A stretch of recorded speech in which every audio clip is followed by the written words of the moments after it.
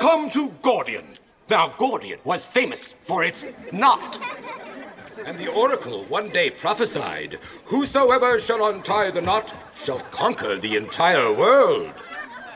Many people came from far and wide, but no one could untie it. Until one day, the mighty Alexander arrived. Alexander descended from the mighty god Apollo.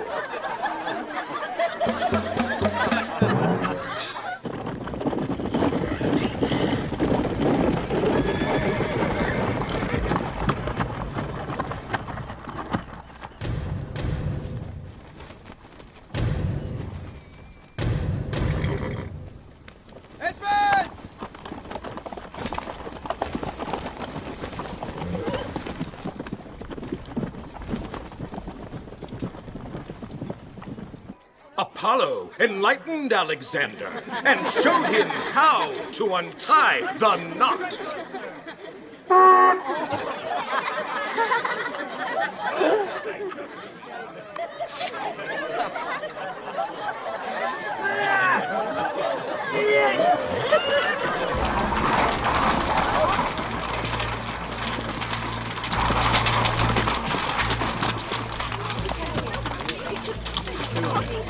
Sulla has returned to Rome to establish order. He declares that the innocent have no reason to fear, but that those guilty of crimes against him shall be most severely punished. The men whose names are written on these lists are declared outlaws. They have no rights as citizens henceforth. They may be killed on sight. Anyone who takes it upon himself to kill any of these men will be considered a friend of the state and shall be rewarded with the property and possessions these outlaws leave behind.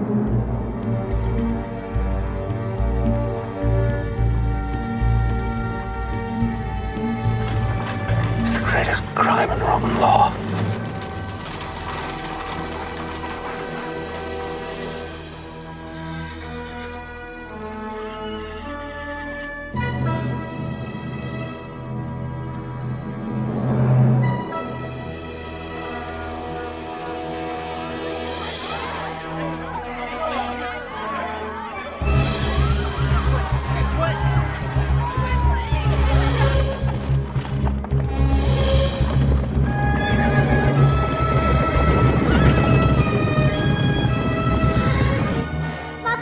Cornelia? Mother? Where's my wife? At her father's. Grandmother, the soldiers are coming. Julia, stay with her. Sulla is taking the city with his army. He's made lists. Hundreds of people are on them. Are you? No, my wife's father is. Julia, stay in the house. Don't go. Father, where are you going? To get your mother.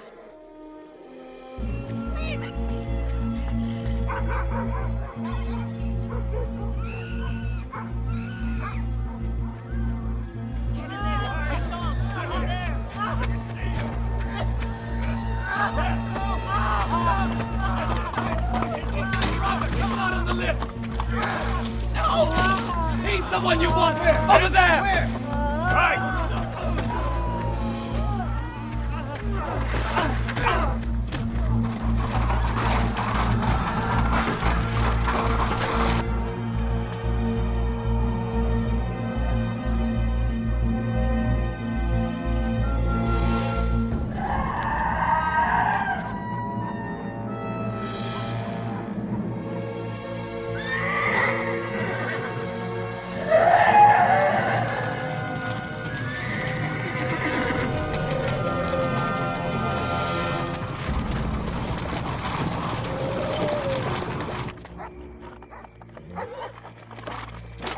Have you heard? Yes. We have to hurry. Oh, what's the point of running away? Might as well die right here. Please go. She's right, Cinna. You must leave now. Cinna! Hurry!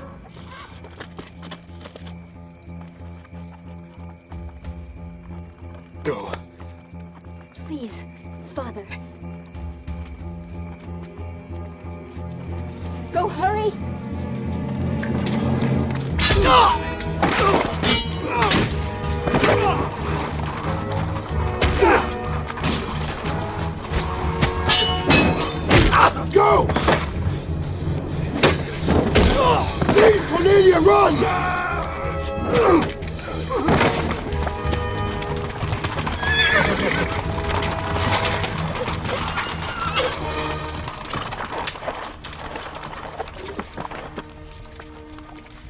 sinners to escape.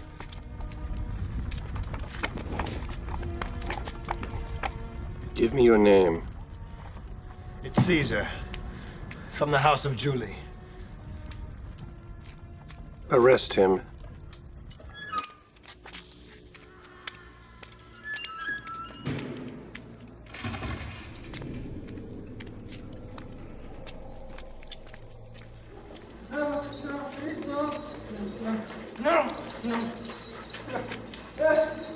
What? No, no! Please, no! No, please, no! No, please, no!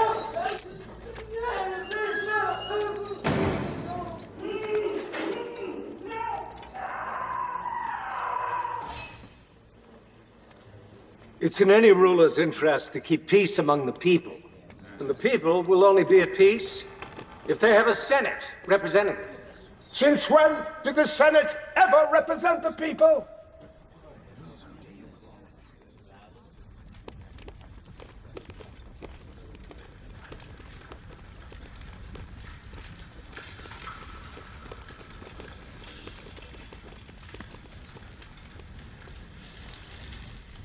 Okay, so why is your mouth hanging open? You have nothing to fear. You are not on my list. Sir, if I were on your list and it were for the good of Rome, I would gladly die. Well, when you say that, I truly believe it to be true. So, I repeat, when did the Senate ever represent the people? I want the man with the humblest upbringing to answer me.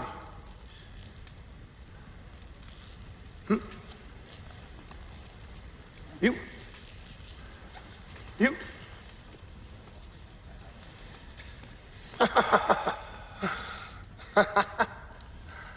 So it's me.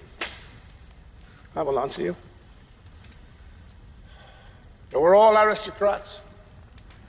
Your feet have never touched the ground, your ass has never touched a horse. How can you possibly represent the people whom most of you have never even met? We represent the people by preserving their traditions. If they think you want to be king... King? Did you say king? King? What would the name king buy me that I don't already have? Yeah, if the people know the Senate is still meeting to advise you... Oh, yes, oh, yes. Oh, they will.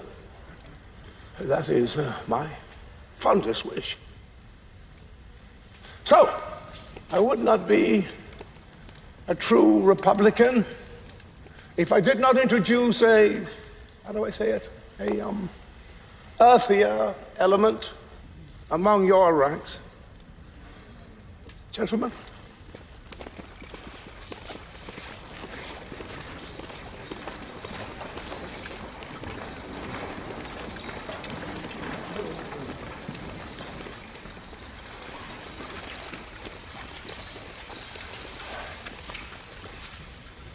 You will continue to advise me and you will continue to debate what is best for the people. But my men will remain here just to make sure that the decisions that you reach are the proper ones. But, sir, is this not counter to Roman law? I have just changed Roman law. I understand, sir. But will something of the old ways be preserved? What Natalis means is not that we would ask you to pardon anyone whom you've resolved to destroy. Only that it might have a calming effect if you could make known whom you intend to spare. Oh, come, Cato. You know how alliances change in troubled times. Well, then, perhaps you can tell us who you intend to kill.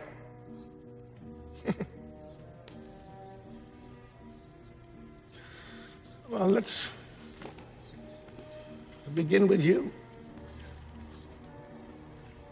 I was only asking what everyone was thinking. Well, I can't possibly kill everyone. So I will kill only you. I may withdraw that. But then again, I may not. I will let you know after dinner. But for your sake, you better hope the food is good.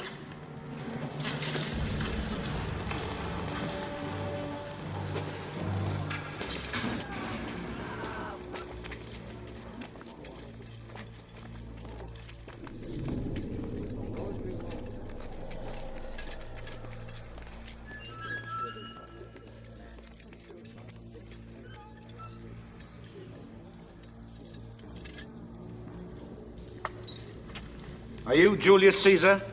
Yes.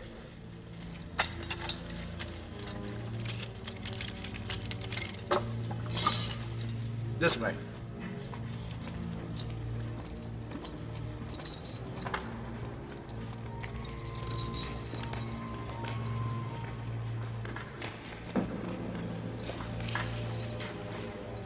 This way.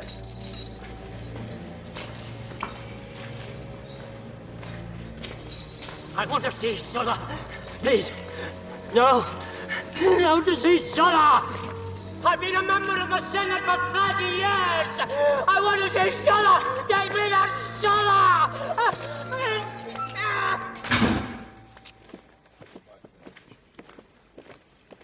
That is not negotiable. Who's this? Julius Caesar. Ah. Nephew to Marius.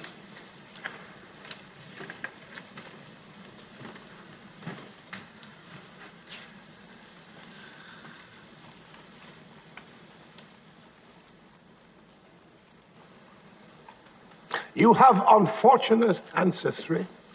If you think it's unfortunate to be descended from the gods. Now, which god was that? The Julians are descended from Aeneas, who was... The son of Venus. Ah, yes. I recall Marius making such claim. There are many people these days who claim to be descended from gods. Well, we have a crest which proves it. I believe you could have them fashioned in the marketplace for a couple of dinars. Why did you ask to see me? Your mother? She came to see me. Did she ask you to spare my life, and what, you agreed? Well, I promised that I would consider it. And I'm supposed to be grateful to you? No. She is. We're old friends. You've killed a lot of old friends. Oh, yes. True. True. Old friends in the day become fresh enemies at night. What do you want in exchange for my life? Why do you think I want anything in exchange? Men like you don't give things away for free. I'm not a man without compassion. I will help you if I can. First, you must understand the gravity of your crime. Cinna was my greatest enemy, and you helped him to escape. Did he? Of course not. He did escape my soldiers, only to be killed by one of his servants. My wife. She's well. I leave women to their health.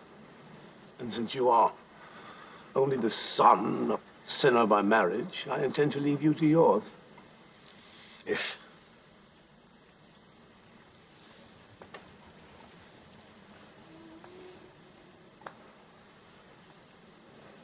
you divorce your wife.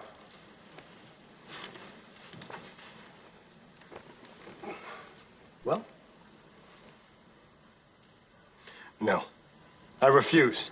You refuse to divorce your wife, even though it may cost you your life? My wife is my teacher. She's cleverer than I am. She's more honest than I am. She's a more compelling argument than I am, or you are, or your offices. I won't divorce her. That is my answer. Oh, Pompey. What do we do with men such as this? I don't know whether to embrace him or strangle him. I think we should let him go. What? His uncle Marius was my greatest enemy. He's got 10 Mariuses inside him. Look at his eyes. You want to let him go? It's the ones who smile and flatter you should worry about. He speaks plainly. You do speak plainly, don't you? Always. Now tell me, would you kill me if you could? In an instant. Ha ha.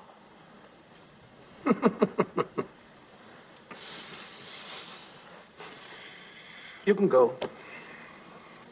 I said, you are free to go.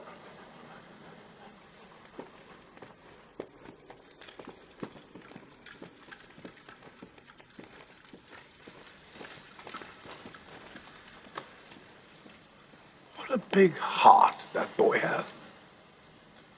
Bring it to me in the morning.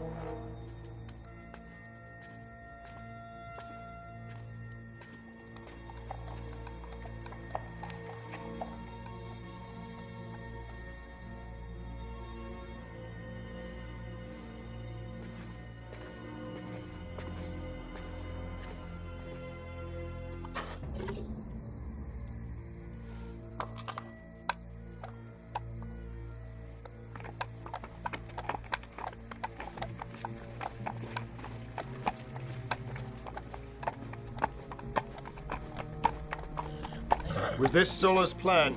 To slaughter me outside so I wouldn't foul the carpet with my blood? I came to warn you. Why? Because if you don't leave Rome, I'll have to do as he asked. And? And I don't want to see men like you die young. What do you know about me? You refuse Sulla. I'll tell you more someday, when there's time. But now you must leave Rome. Your family will be safe. Here, take this. Go east to Bithynia. Show this ring to King Nicomedes. He'll keep you safe in his service. How do I know I can trust you? You don't.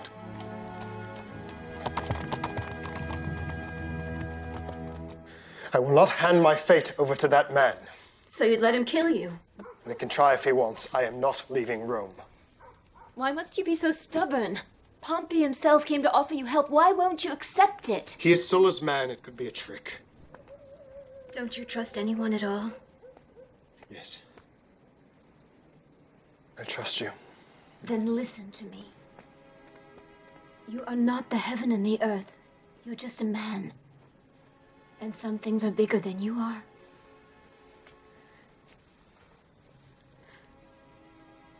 When you were in jail, I thought you were dead. I started to grieve your death. I'm asking you to spare me that, Caesar.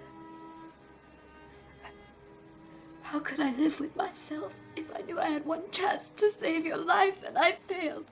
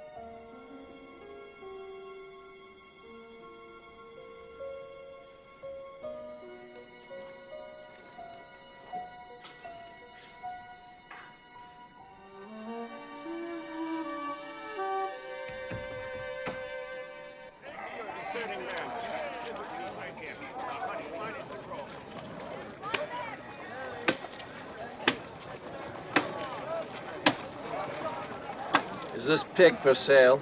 How much will you give me for it? 10 dinars. That's good money for a swine. He requires carving. Julius Caesar.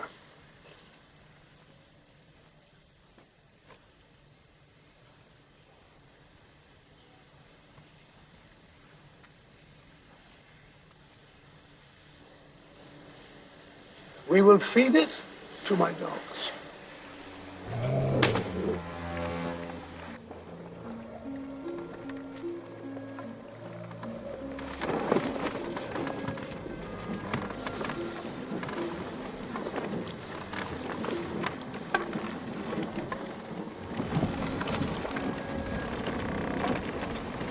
That's the coast of Crete. The ruler there used to make up laws and then hang them so high that people couldn't read them. And if they broke the law, he'd show them no mercy. Today, the shores are infected by pirates. We need to anchor for the night.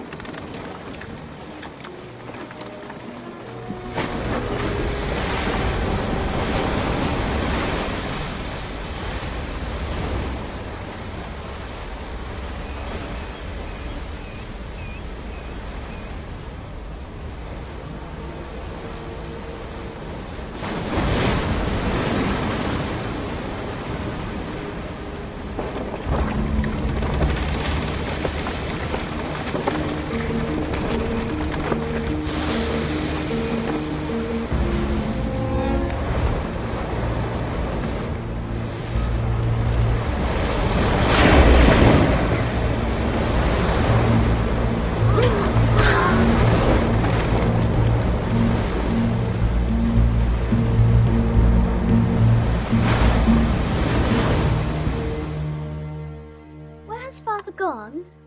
To the other side of the water. How long does it take to cross the water?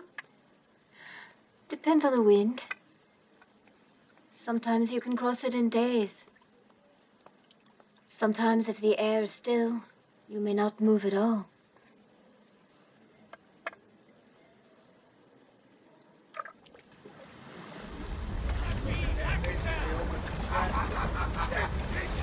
That wasn't much of a fight.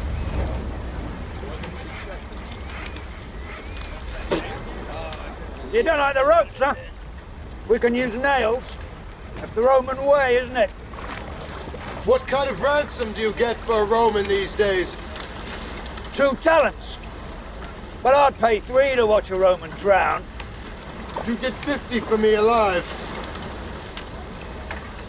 And who would collect it? They would.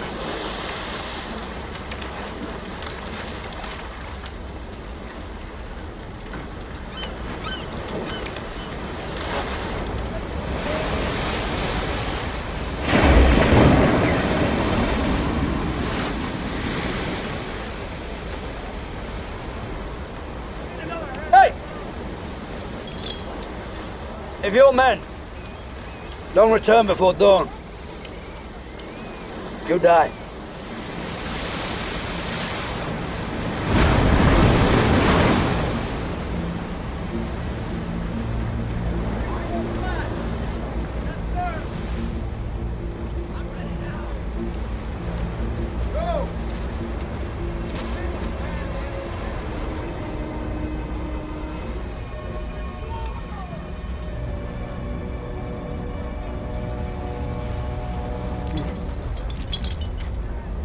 Your time is up, Roman. I'll fight one of you for another day.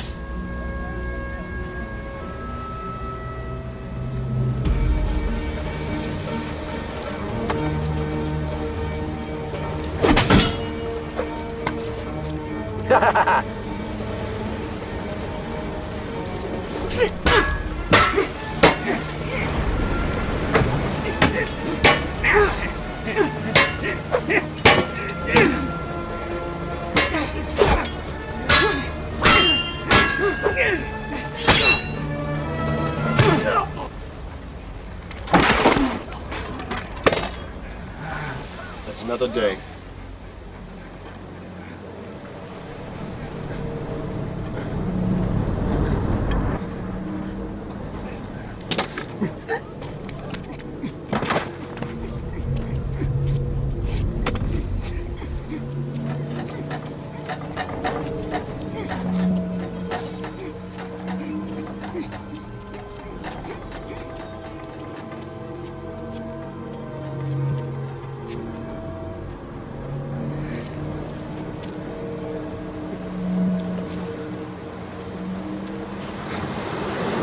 Nobody's coming back for this Roman.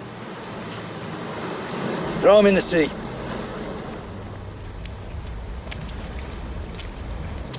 Ship!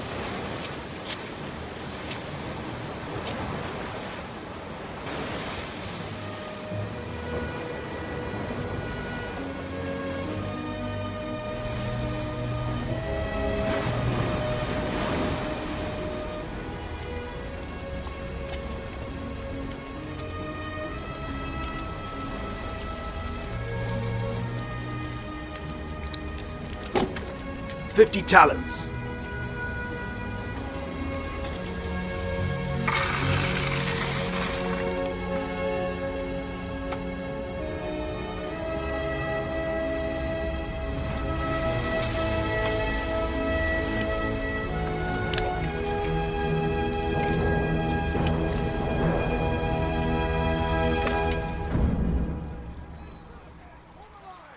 And the money just happened to find its way into your purse. Sir, I never stole a coin from you. And I suppose it was the goldsmiths who just happened to rob me again. Sir, they've been convicted for it. I know how these things work. You share the profits with these men. You pay me well. I would never risk my life for a gold coin. This is the magistrate's testament. The goldsmiths have confessed. Flavius had nothing to do with it. Are you trying to tell me that a man who handles so much gold never put a piece into his pocket? He's been proven innocent. This needs your signet. Strangle him? Wait. He's been proven innocent. But I just disapprove of the verdict. Sulla. He's a good man, and he's here on my introduction. Allow me to vouch for him and to protect him. You can vouch for him all you like. But protect him, you can't. The penalty for theft is strangulation. Strangle That would be him. an error of judgment. My judgment?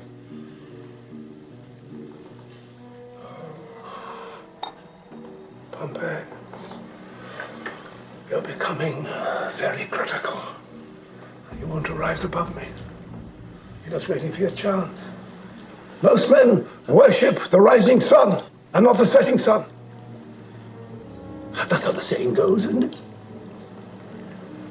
But I am not the setting sun, not yet. And in the meantime, I expect you to subordinate yourself to my wishes, whether you understand them or not.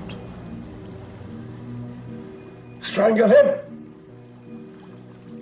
Now, you will strangle him.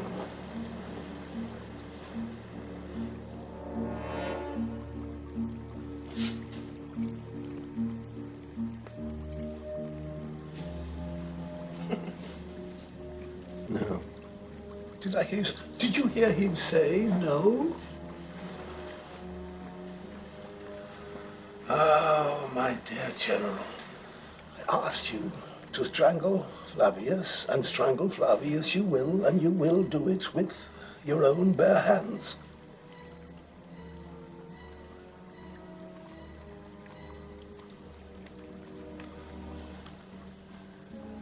You will strangle Flavius, or you yourself will be strangled. Strangle him! Strangle him now! I will not have my orders disobeyed! I swear to...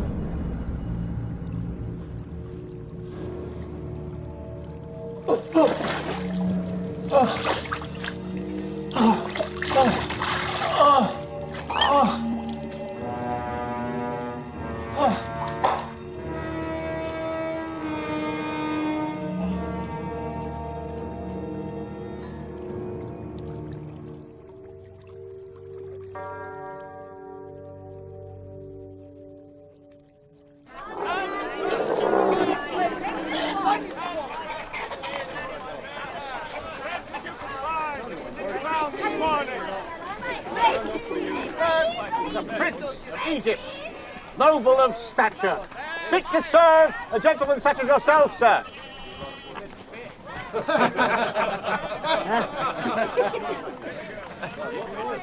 Ah, yes, sir. This young girl, new from the north, will have special ways of delighting their masters, and young enough for you to teach her a few of your own. Oh, no. No, sir. He's hardly able to lift a bucket of wine unassisted. He'll disagree with everything you say. He's unfortunately skilled in the arts of the tongue. In what arts of the tongue are you versed? In the arts of Euclid and Aristotle, the arts of verse. I can recite much of Homer from memory and all of Pindar. The arts of politics and the state, logic, metaphysics, epistemology, rhetoric and sophistry. Sophistry? Now, doesn't that mean you know how to tell fancy lies? There's great power in ambiguity, sir. But not all men use advantages to wicked ends. Are you experienced teaching the young? Yes. And much prefer it to teaching the old. Why is that? Because they exhibit more wisdom.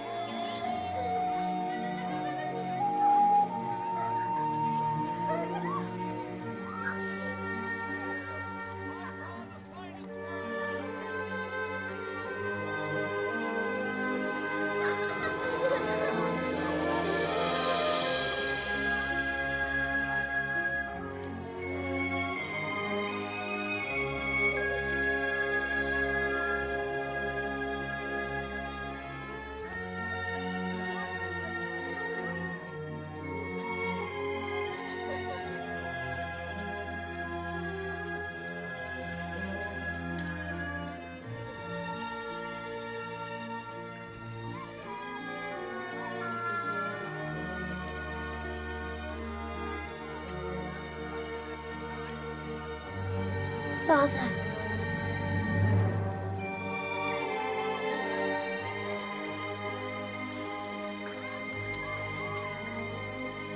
Who are your friends? Portia and Marcus. Don't you remember them? Of course, Cato's children. Just still grown so much. That's our cousin. Brutus. What you reading? Ethics. Aristotle. My Uncle Cato gave it to me. How is he? He's as grumpy as ever. Hasn't changed a bit. Mother. Father, did you bring me anything back from the East? Did I bring you back anything? Yes. I brought you this. Apollonius. This is my daughter, Julia. Apollonius will be your teacher.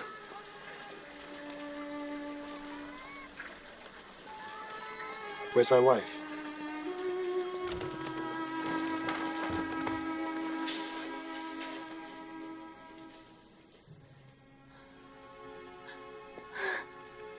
Caesar. Don't get up. I'm not ill.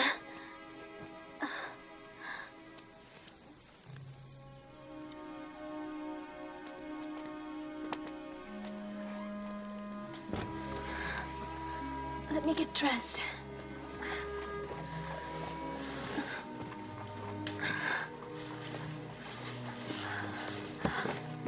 I'm well. I just stood up too fast. You don't have to get dressed. Let's lie down together. No, we'll eat.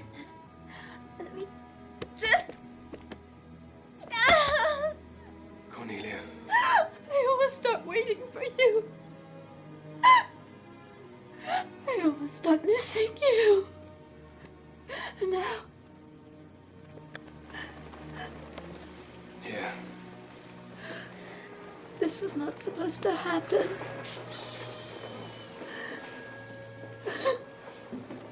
I'm back now, my love. 2 years was just too long. There are those of you who worked with Sulla, and those of you who worked against him. But not all who worked with him agreed with his laws. I therefore propose that the rights of the tribunes be restored, so that once again the people can be fairly represented. I propose a thorough reform of the courts and an unqualified reinstatement of the Senate as the principal body of government.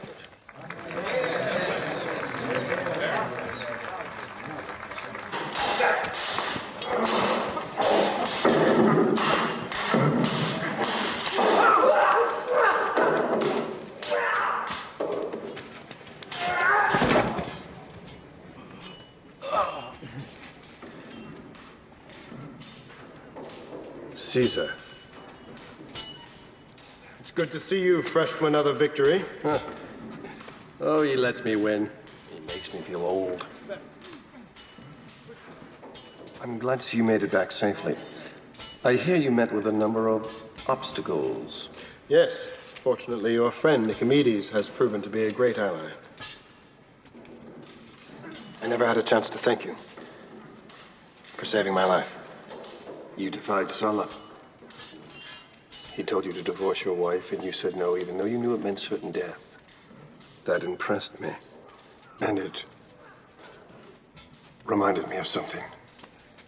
You see, my friend, Sulla once told me to divorce my wife. And unlike you, I obeyed him.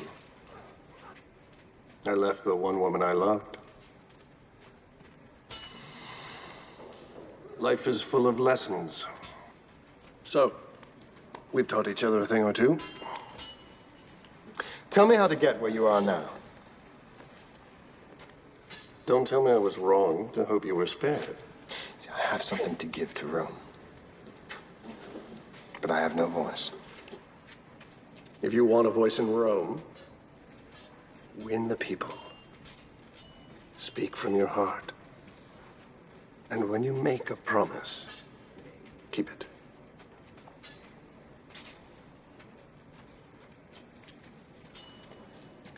Pompey, I promise you, if you ever need my help, just give me a sign, and I'll come to your aid.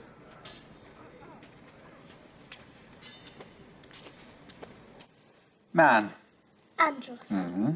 Woman. Grin. Mm-hmm. Slave. From memory. Why do I have to learn Greek? Because it is the greatest culture the world has ever known. Better than Rome? Much. So is a Greek slave better than a Roman free man? I'm content to be what I am. You can draw your own conclusions from that. But you'd rather be free. Well, all men would rather be free. Because then you could do what you wanted. I can do what I want to do, even as a slave. And some men who think they are free are not free at all. They are bound by their own poor ideas. But if you're my slave, I would set you free. Julia. Father! Don't set him free, I'd have no one to educate you. He could educate me just the same if he was free. Oh, yes, but then I couldn't afford him. Sweet gods, come quick!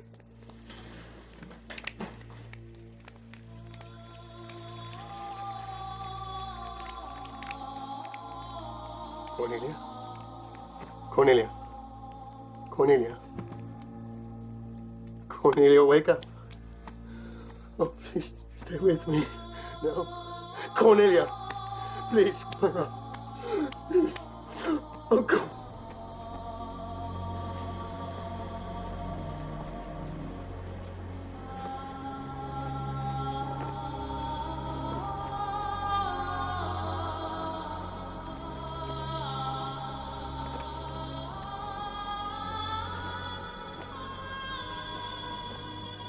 My name is Julio Cesar. I'm here to honor my wife, Cornelia, publicly and for the last time. She was a good woman, She gave no thought to her own well-being, only to the well-being of others. Rome was her first and greatest love. We shared that love. We dreamt of a Rome without dictators, where sons never raised their hands against fathers, where brothers never raised their swords against brothers, where Romans lived at peace with their fellow Romans by their sides. So I ask you now to join with me in honoring not only the memory of my good wife, but the memory of all good men and women who have died fighting for a better Rome. People of Rome, I, Julius Caesar, make you this promise on the body of my beloved wife. I will not rest until the Rome she dreamed of is the Rome we live in. Join me. For I am not only the nephew to our beloved Marius, who fought against the evils of Sulla until Sulla took his life from him, but I am also a son of the Julians, who was descended from the goddess Venus herself. I offer you my hand, a power supreme among mortal men, granted by the gods, superior to kings. Let us work together, comrades, in our quest for an empire that is boundless, united, and free!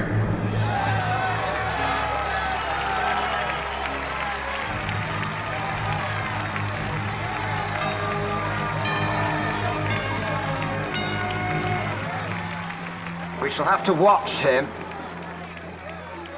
Or use him.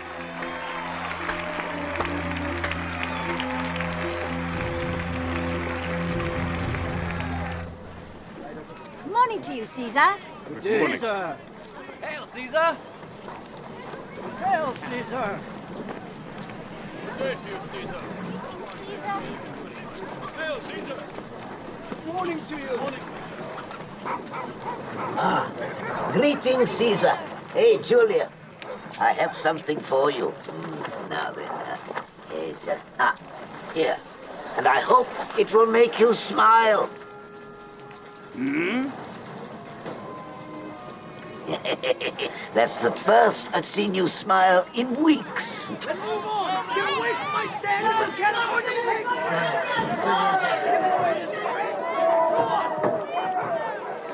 Stop it, all of you!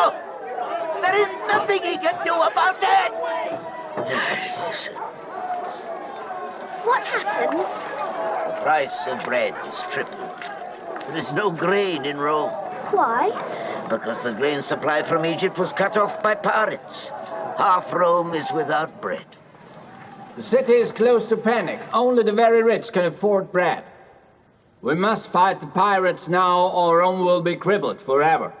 So I propose that Pompey be given legions to attack this problem, once and for all. It's not a question of whether or not we fight pirates. It's a matter of how. I propose we equip 10 small armies to fight the pirates at different parts of the coast. So the pirates can destroy Rome one troop at a time? The pirates are a bunch of uneducated hoodlums. I hardly think they could withstand a Roman assault of any size. Let's talk about the way things are, gentlemen. Not about the way we'd like them to be. I can attest to the threat caused by these scavengers. I was a victim of one of their assaults myself. Then perhaps you'll regale us with your sea stories, Gaius Julius, in the tavern, after the work of the Senate is done. The work of the Senate is rarely done. You see, there are not thousands of pirates in our waters, but hundreds of thousands. And not all are rogue bands preying on single vessels. There are pirate admirals, sea kings, with thousands of ships and troops more skilled in naval combat even than our own. Pretty speeches like this won't even cook our lunch. No, speeches do as little work as the Senate. How dare this arrogant newcomer insult this august body? August and plump, bibulous like your own body. Fat from idle chatter and inactivity. Enough, enough, enough! We have a man in our company who can resolve this conflict with the pirates. But do we honor him with that duty? No. I'm with Caesar. We have no bread. Now, are we a great empire, or are we going to be ruled by outlaws? To perform this commission, Pompey will have to be given an army twice the size of the one Sully used to take Rome. Have we learned nothing from the past?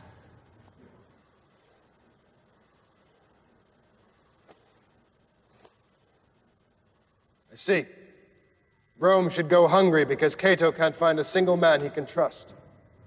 Not every man with an army would take the state. Not every man is a Sulla. Some men are ruled by circumstance, but men of character bend circumstances to their will.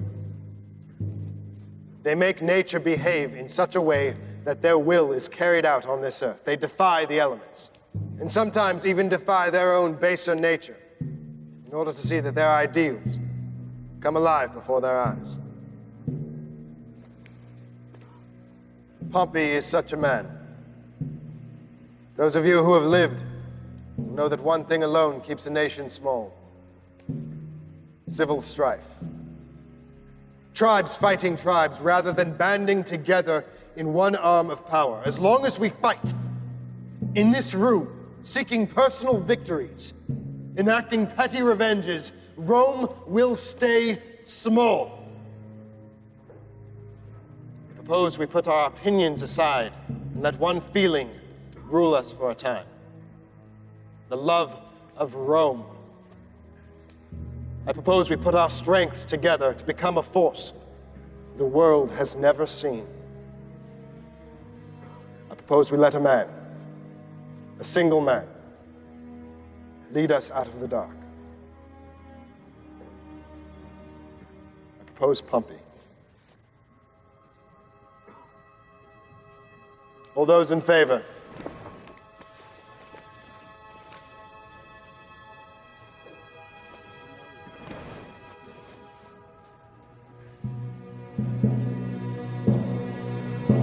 Can we come inside? You said we could. Why? There's nothing but a bunch of dusty old senators in here. Is the consul in there? Yes, this is Consul Gnaeus Pompey. And who is this? This is my daughter, Julia, and Apollonius, the wisdom of our household. Well, Julia, your father has just proved to us he'll have my job one day. But don't think it's all fun. Why? Because he'll always have these men around him. They're silly looking, aren't they?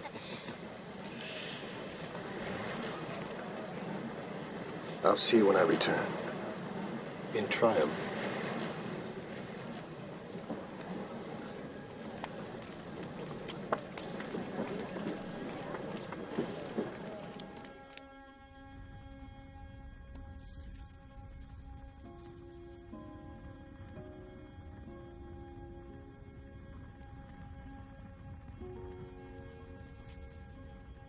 Apollonius says that when we die, our soul goes to a place where everything is perfect.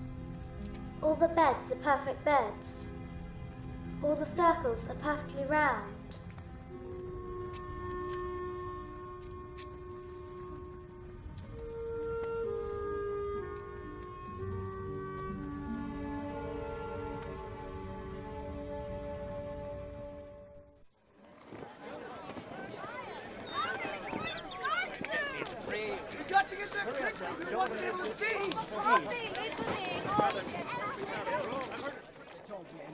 Marcus! Julia! Oh, Julia!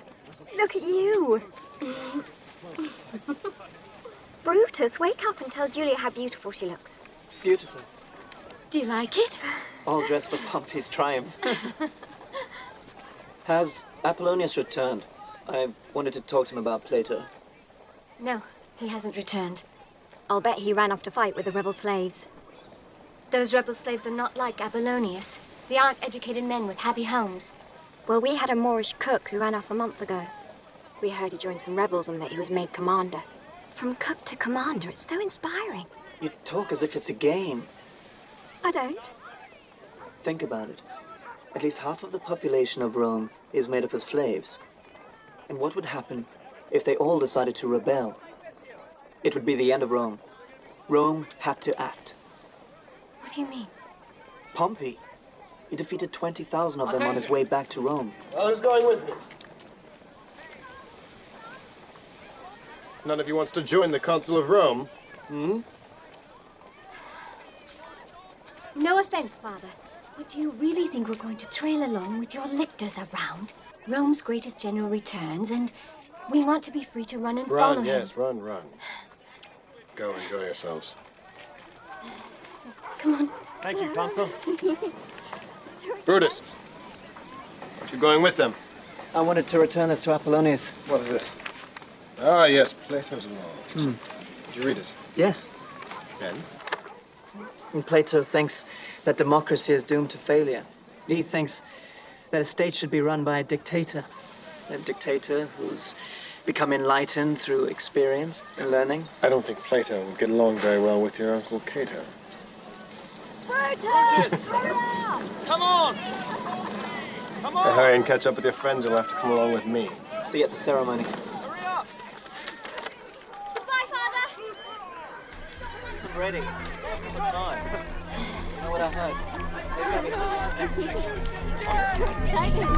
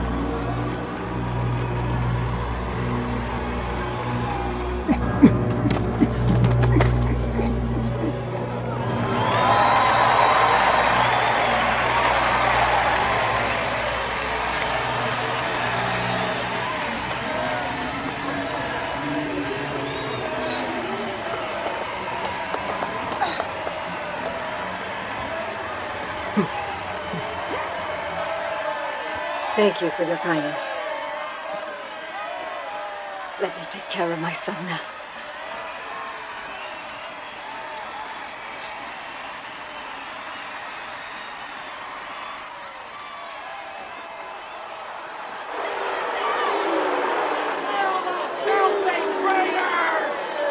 Who are these people?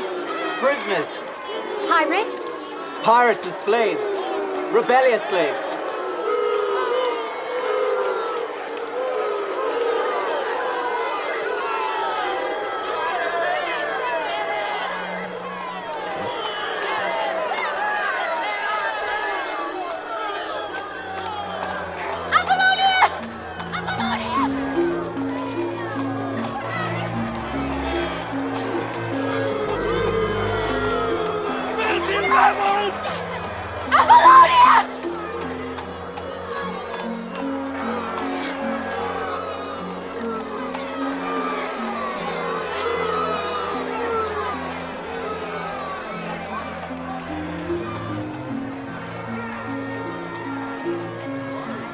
Consul!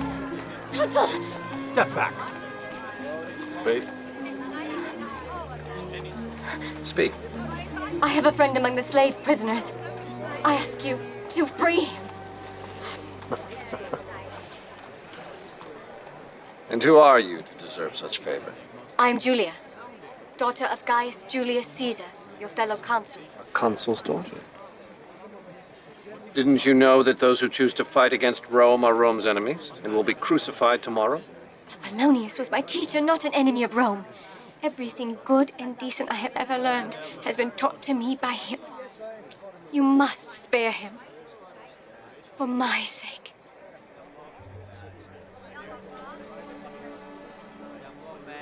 Consider your wish granted. Take her to the holding pens and release this slave Apollonius into the custody of his lawful owners. Yes, sir. Thank you, Consul. Thank you.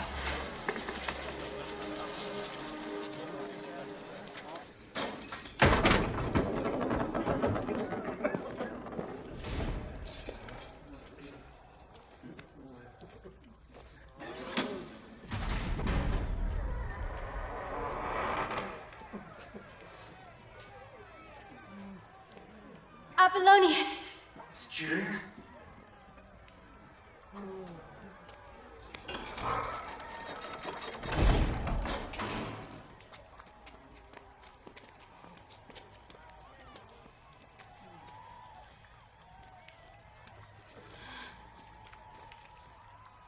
Apollonius. I've come to take you home. I'm not coming with you. I shall stay here. They will crucify you.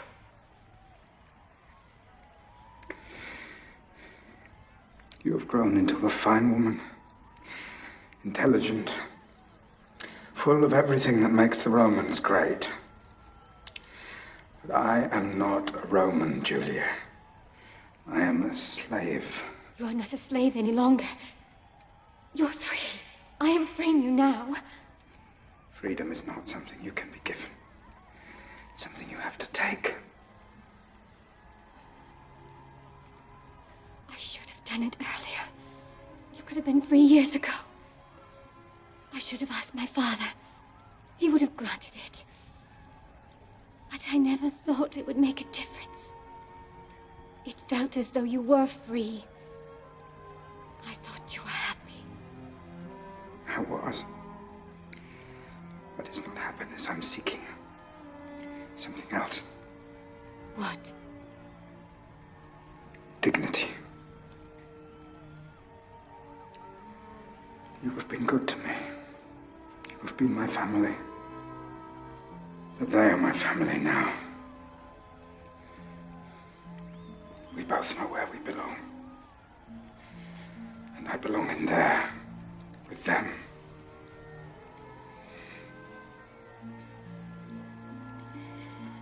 One day you'll understand, my dear Julia.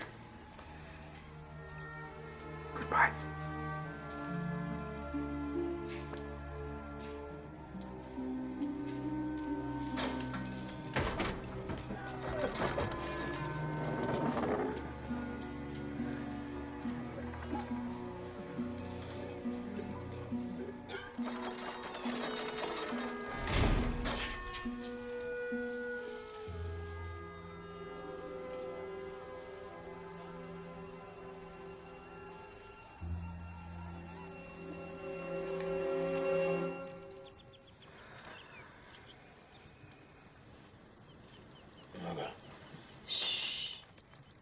Rest. Something happened to me there. It's an affliction, no more, no less. Your grandfather suffered the same spells and lived into old age. I mean something else. Before it happened, I was watching Pompey. And he's been a friend to me. And we speak together easily, like brothers. Yet we couldn't be more different. He's a great army leader. His provinces make him the richest and most powerful man in Rome. Your father wanted you to be a statesman, and now you're a consul of Rome. That would have been beyond his dreams.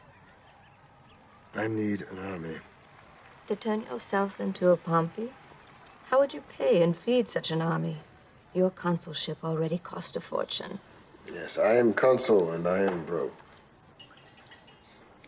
The attack today was stronger than usual. There was something else, Mother. This attack was different in other ways. How? I saw something. I saw something at that moment. Not just about myself, but about the whole of humankind. How we keep ourselves small. And I realized I have not been inspired.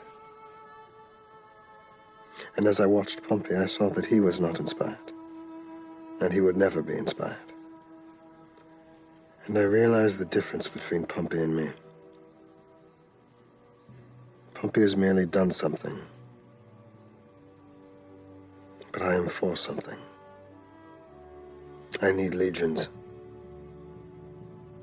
Pompey has them. He will lend them to me. Why would Pompey do that, diminishing his own power? What could you offer him in return that equals the value of an army?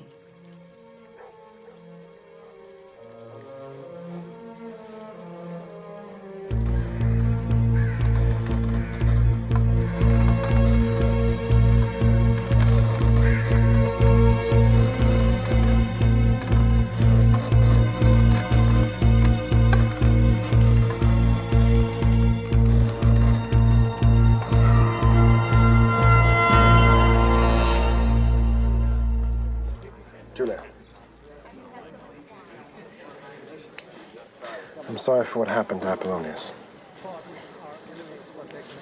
I felt great affection for him as well. He's a believer, as I am, in the old ways.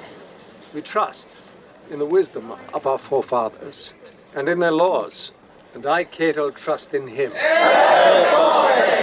Cato, you flatter me. But let us give credit to another man. For I could not have fought a war across the sea without knowledge that Rome was in safe hands here at home.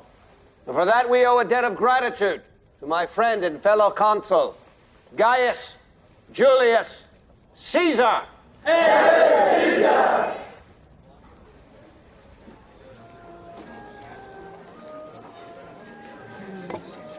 This is my daughter, Julia. Yes, I know, we've met. It would honor my house if you would give us a recitation. Not in front of so many people. You've done it in larger groups than this. Father, I assure you that I am not prepared for it. Come. Come. The daughter of Caesar will recite for us.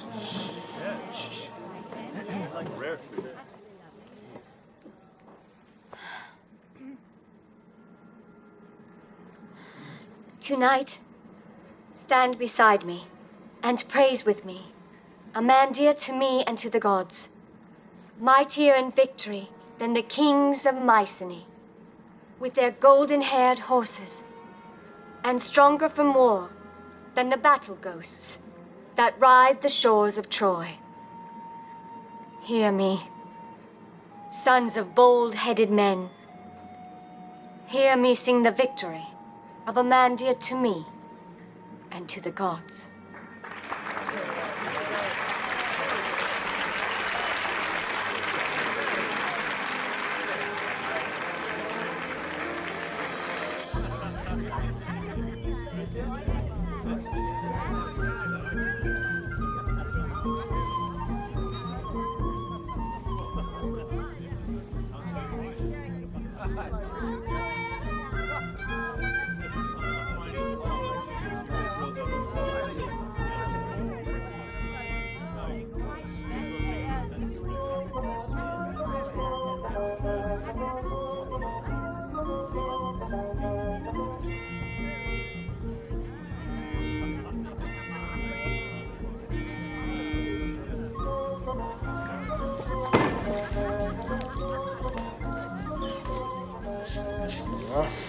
This is really nothing.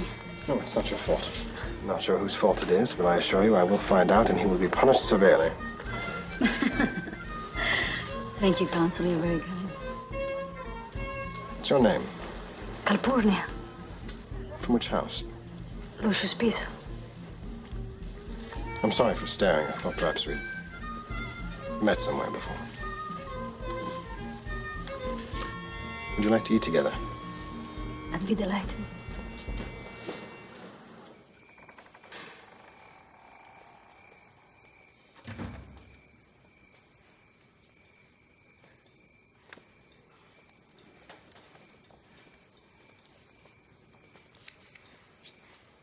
What hour do you call this? I think it's known as the 5th hour. Yes, the sun is coming up. You're right. I was out with him.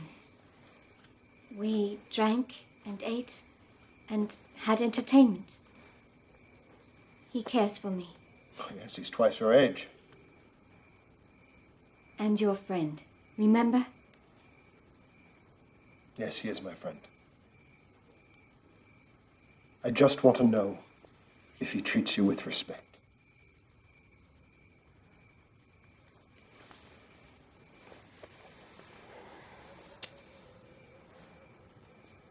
I like him. I do. I don't love him, not yet, but that may come.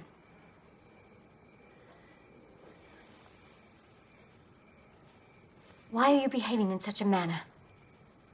He's consul. He's the first man in Rome. He has legions.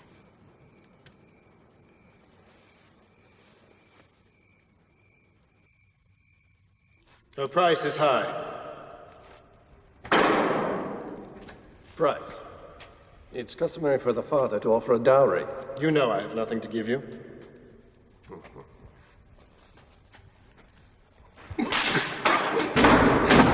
I accept. I want a commission. Gaul. Gaul? It's taken. By Cassius. I need a victory in battle. You're not experienced enough in warfare, and you need legions! Your legions. She's all I've got. I want 50,000 for her. Talents?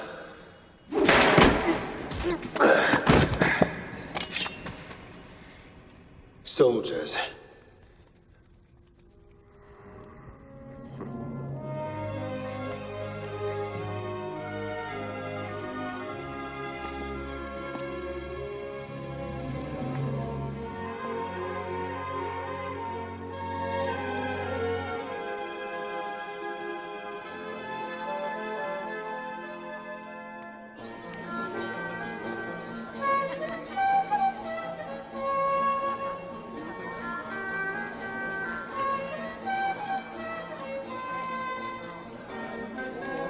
How could you do it?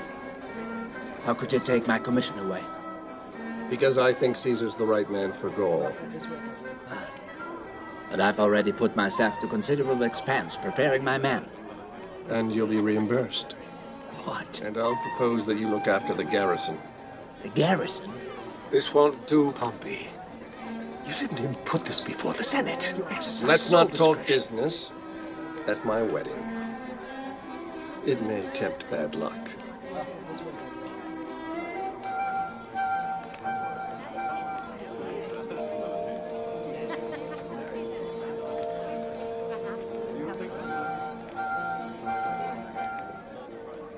I have a confession to make. What's that? We did meet before. Or rather, I met you, but you didn't meet me. It was at Pompey's triumph. You fell. Nobody saw it but me. I held you to make sure you didn't hurt yourself. Thank you.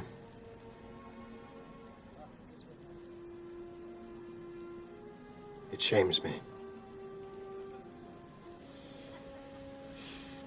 I never know when it's going to happen.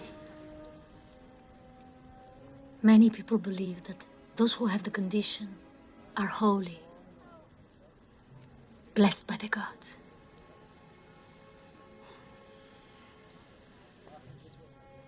Perhaps.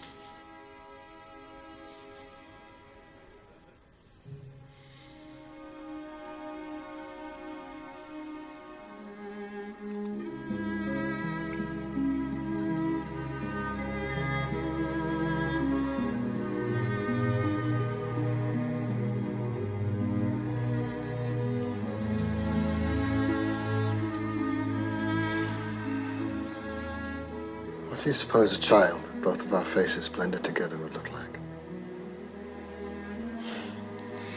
I think it would look rather beautiful.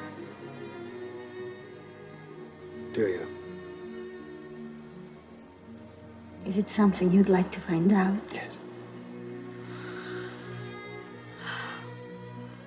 Are you sure? I am less sure about my own name than I am about this.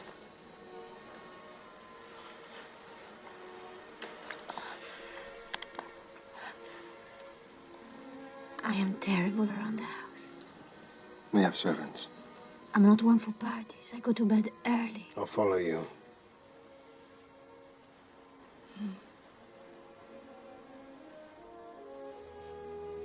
Caesar,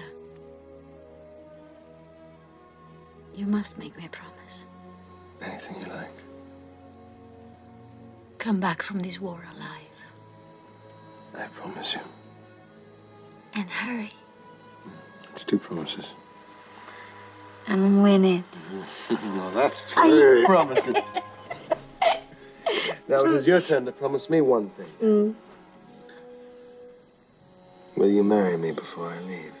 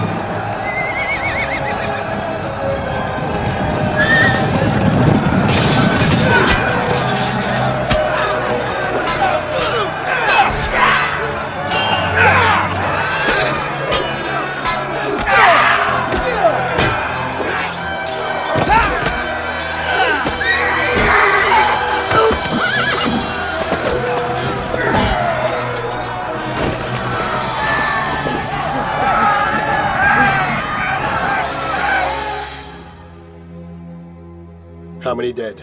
In the region of 23,000 Celts. And Romans? 112. I've had them prepared for burial back in Rome. We're not returning to Rome. We're going further north. There's a lot more of Rome out there. It just isn't called Rome yet.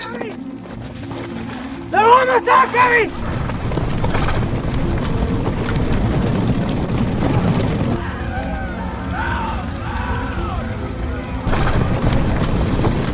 We must tell Caesar to retreat. What I gave to Caesar, I will not revoke.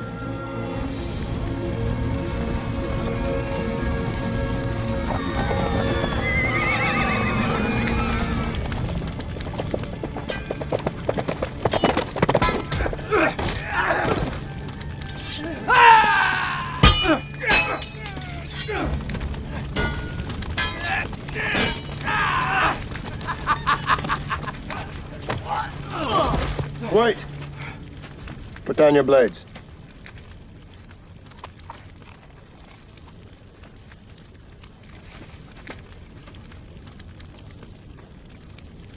Why have you come here?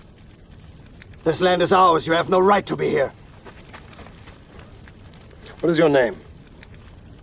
Vercingetorix. You stayed to fight alone? This is my house. I've built it with my own hands. You'll burn it down.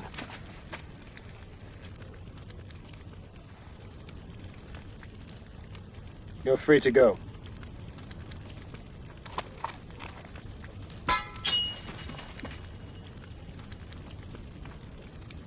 Give me a horse.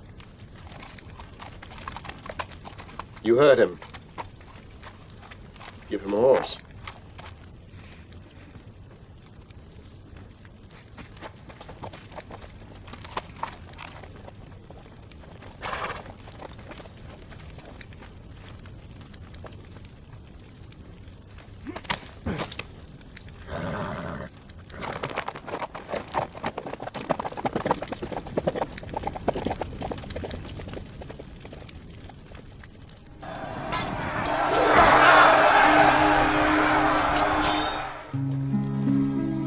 My dear Caesar, the people speak of you with admiration.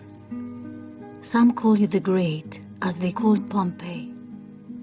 In the market, people sometimes bow to me as I pass. It will also delight you to know that a marriage that began as an advantage has blossomed into romance. Watching Julia and Pompey together delights me and saddens me that you're not here.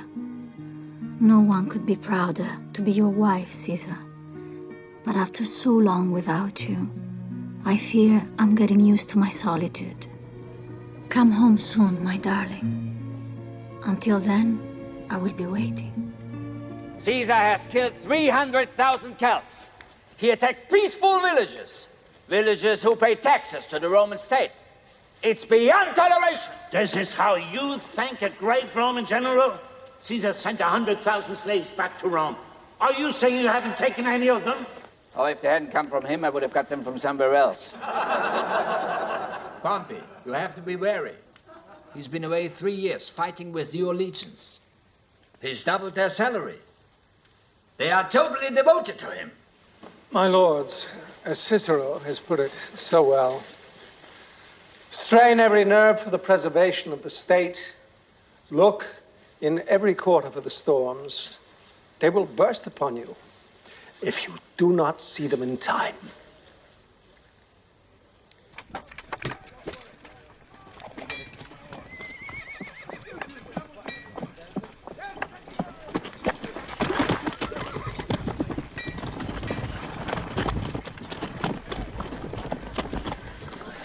I've just remembered who he is. What are you talking about? That man! Mark Antony? Yes! Running from his debtors in Rome to find wealth in the province. Like all of us. Hey, not me! I still fight for the glory of Rome!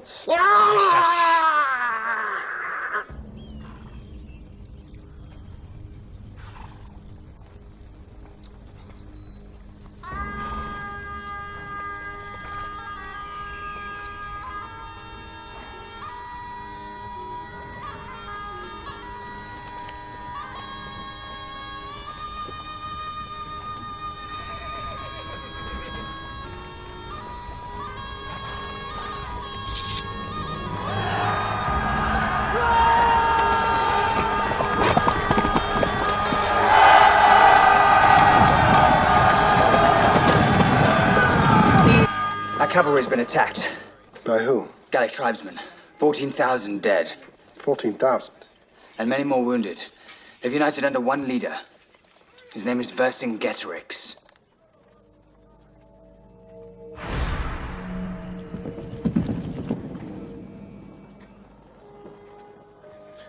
Where can we find him? In Alesia. How long is the march? 8 days.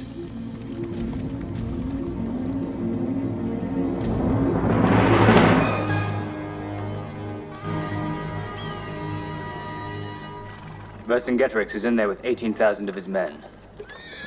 It's the most invincible stronghold in Gaul. We'll never break it. We won't have to break it. We'll build a wall around their city. We'll trap them inside and starve them. Nobody's ever built a fortification of that length. Then we will be the first. Let's not waste time.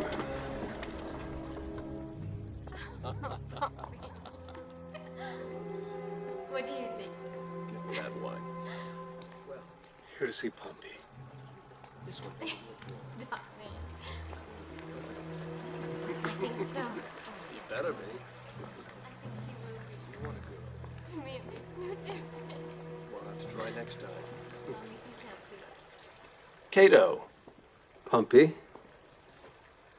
Julia. What brings you to Pisa? I've come to speak with you. Your absence in Rome has been criticized.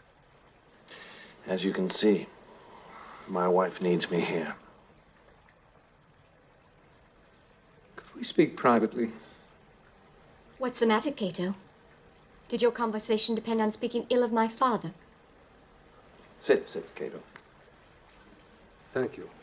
Caesar is about to take the last stronghold in Gaul. Vercingetorix has called forth every tribe from the mountains to the sea. They're on the move toward Lycia. How many men?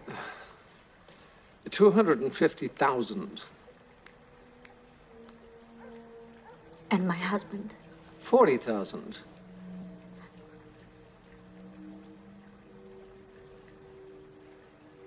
He will survive. He has survived these many years. He's never been up against so much. Is this true? Will my husband lose this time? Well, no one knows the outcome of war.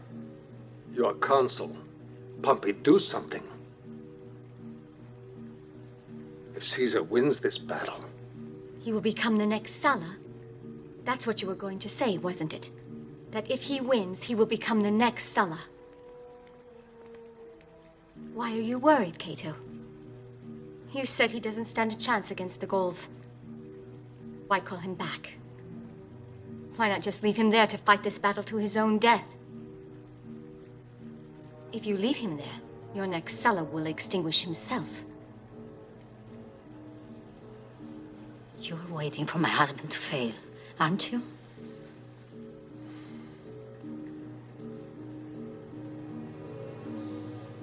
And so are you.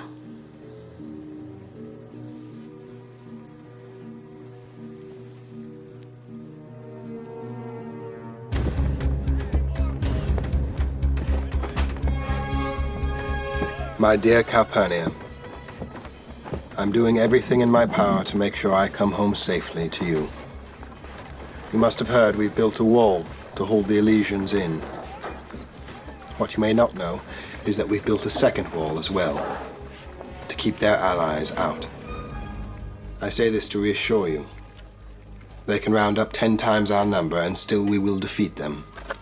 Because it's not numbers, but vision that wins wars. My vision is of returning to you, my love.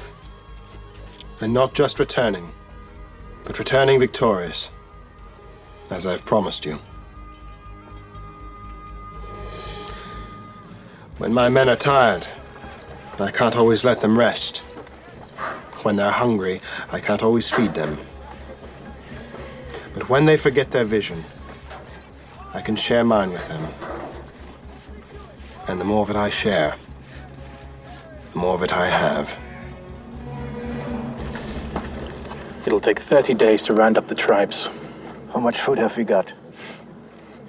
27 days of grain. We'll make it last 35. We will divide rations. Have all the grain brought to the stores. On penalty of death, no one will eat beyond their measure. The tribesmen come from the countryside to fight with us. The Gauls would outnumber the Romans 5-1. If we succeed, we could destroy the Roman presence in Gaul forever. If we fail, we'll be their slaves.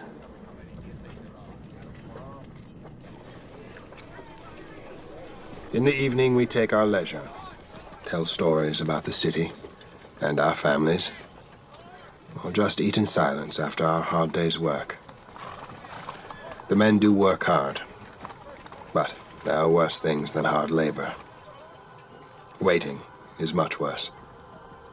Waiting is the hardest part of war, my dear wife. Most of our men would welcome the cry of battle over this dreaded silence, and would fight an enemy we could see, however great, sooner than fight the one in our minds, which goes on killing forever. The real enemy is almost a comfort, I sometimes think as I look up the hill to Elysia. They're just like us. They have courage like us. They're dying like us.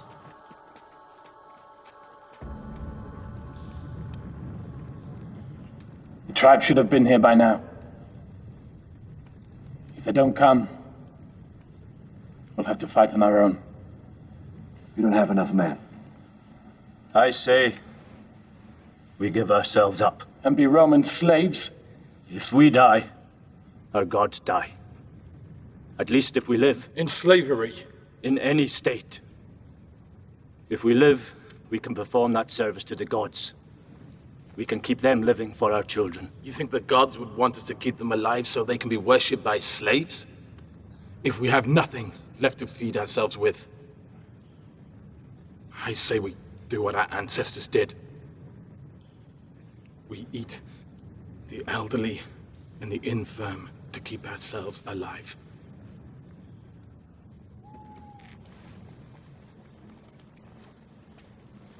We won't eat our own people. There's enough food left for several days.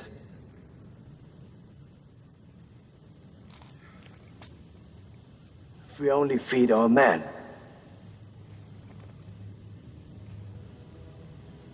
There's a way we can compromise the Romans. Weaken them.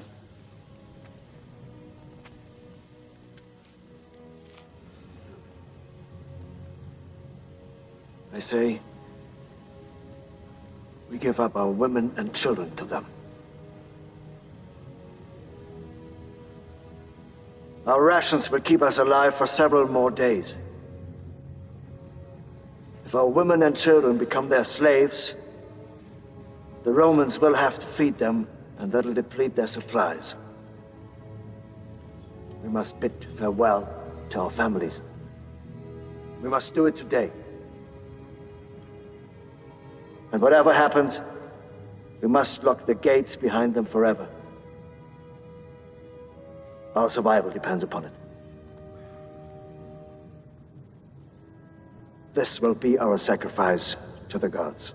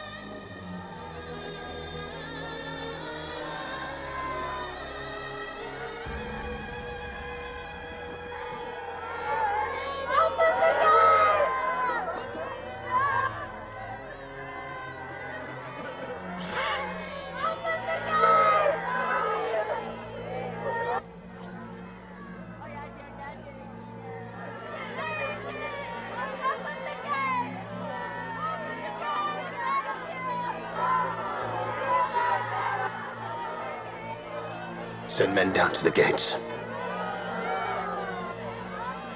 Bolt the gates. And double the guard.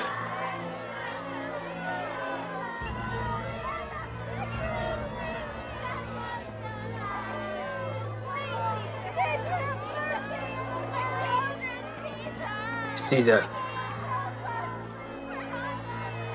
I beg you to reconsider. They'll all die.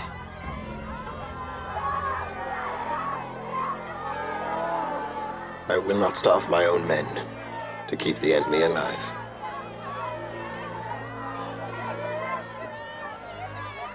Send them back to Alicia.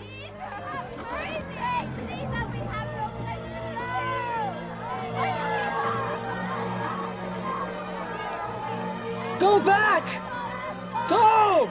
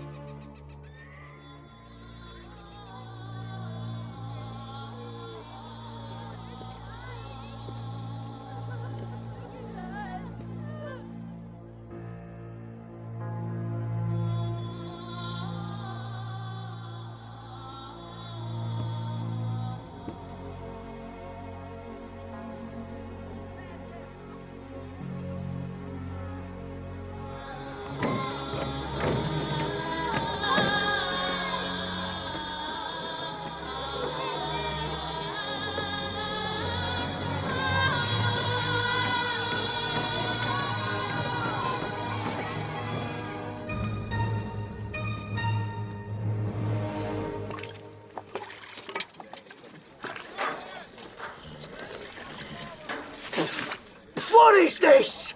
Soup? This is not soup. This is water! We fight for years, and they give us water! We die for Rome, and we get water!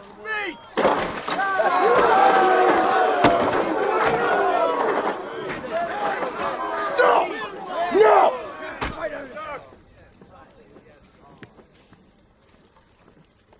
What is the difference between the Romans and the Gauls? Discipline. We act as one body. That's what makes us strong.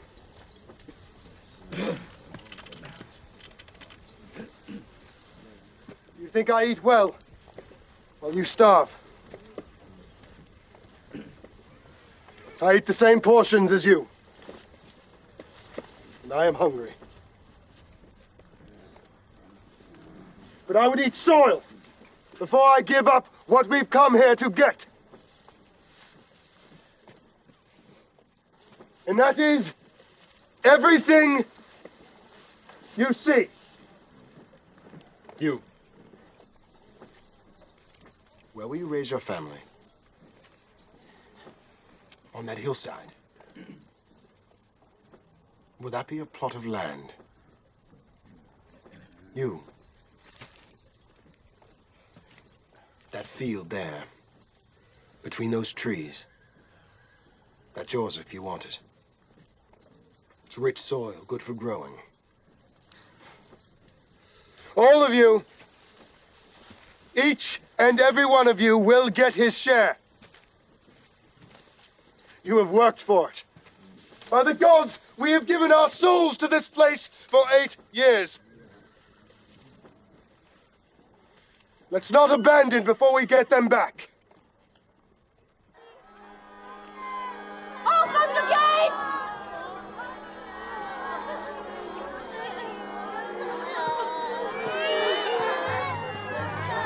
I told you before, and I tell you again, this war of Caesar's is a crime. He's waging war on behalf of Rome. We commissioned him to fight the Gauls. Not all of them!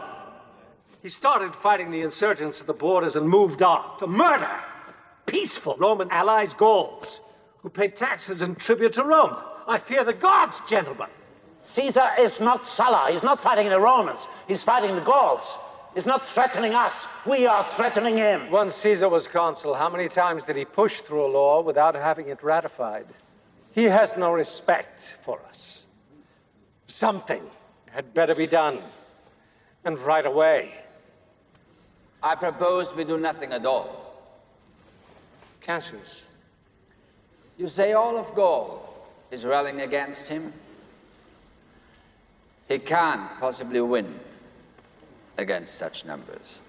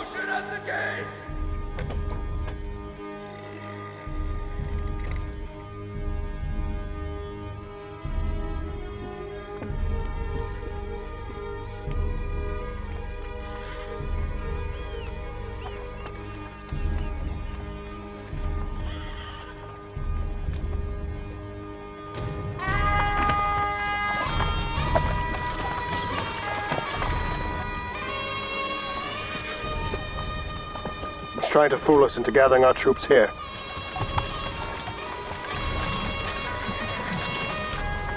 How do you know what he would do? Because it's what I would do.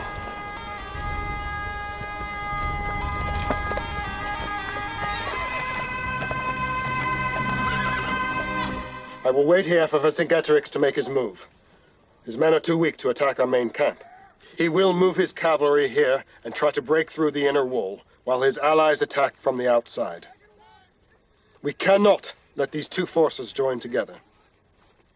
If they do, we will not survive.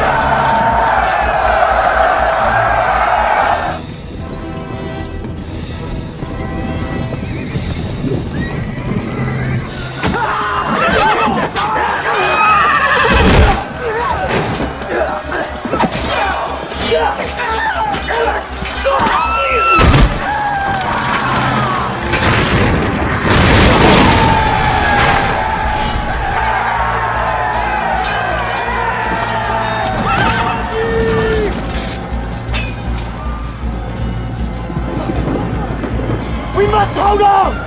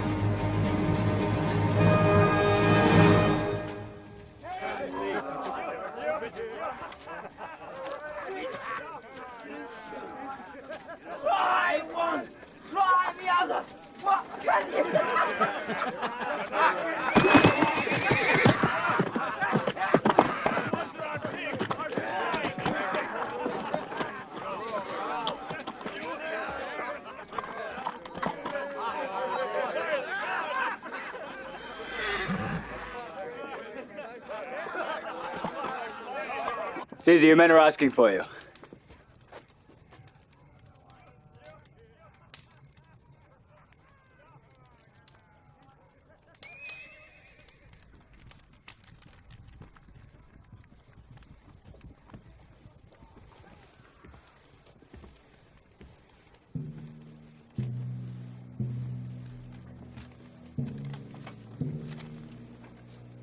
It is with great sadness that I write this letter to you, my dear husband.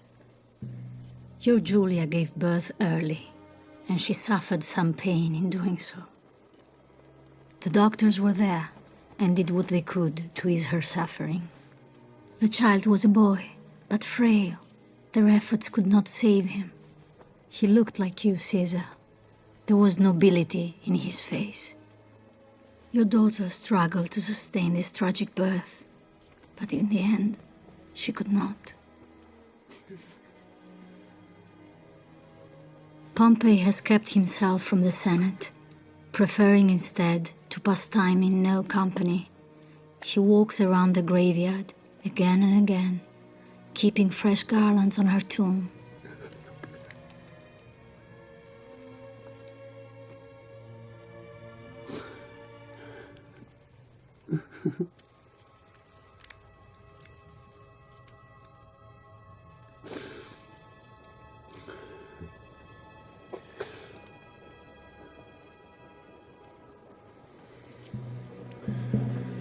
We take a leisure in the morning.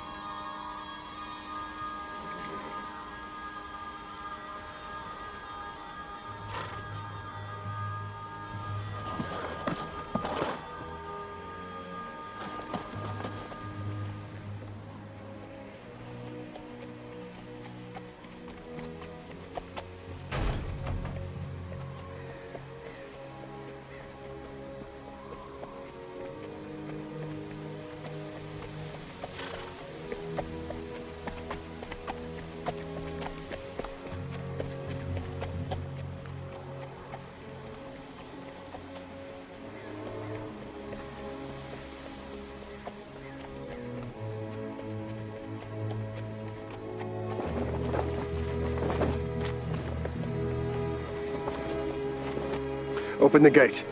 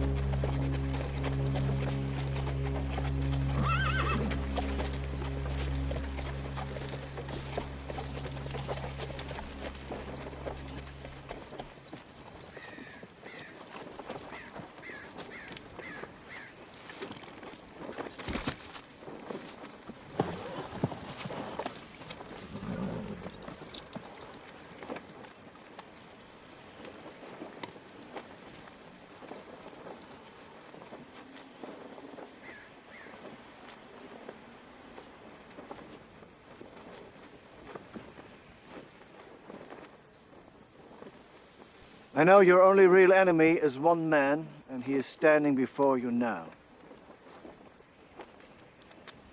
I'm giving myself to you, Caesar.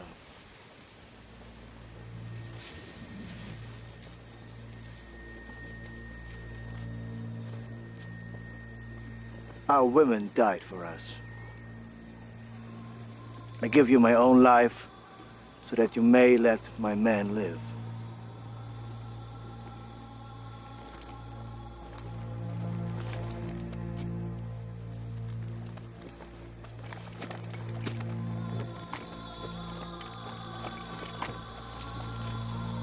If my men die, there will be nothing left of the Gauls, and no one left to worship our gods. I beg you. Enslave my people, if you need to. But let them live.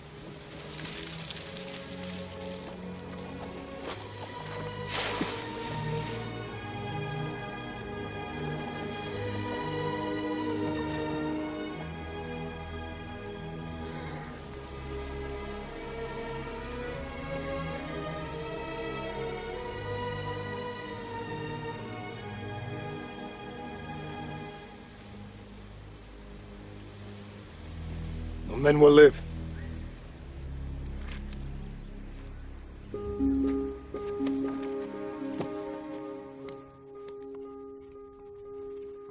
My dear wife, we will have to wait a little more before we're together again. You see, there are those in Rome who would have me branded an outlaw. So I have sent Mark Antony to talk to the Senate on my behalf. Since there has never been a soldier with an army such as mine who returned to Rome without taking her by force, I, too, must be planning such an assault. But my crime is worse, because I return not in dishonor, but in triumph. And this the Senate cannot tolerate. How long ago did Sulla ride into town with his army, breaking the sacred Roman law stating that no man must bring armed men past the Rubicon into Rome? How fresh in your memory does bloodshed have to be for you to show caution? Caesar has done more for Rome than any other general in its history. How do you respond? You strip him of his consulship, in his absence, without explanation. He's more than doubled the size of Rome in the last 8 years, and what do you ask him to do? Lay down his arms. It is not Caesar who is the criminal. It is this Senate. This Senate represents the people of Rome. This Senate represents its own interests. Sulla said almost the very same thing. If he said it, he was right. But the difference between Sulla and Caesar is the people feared Sulla. Caesar they love. You know nothing of the people's feelings.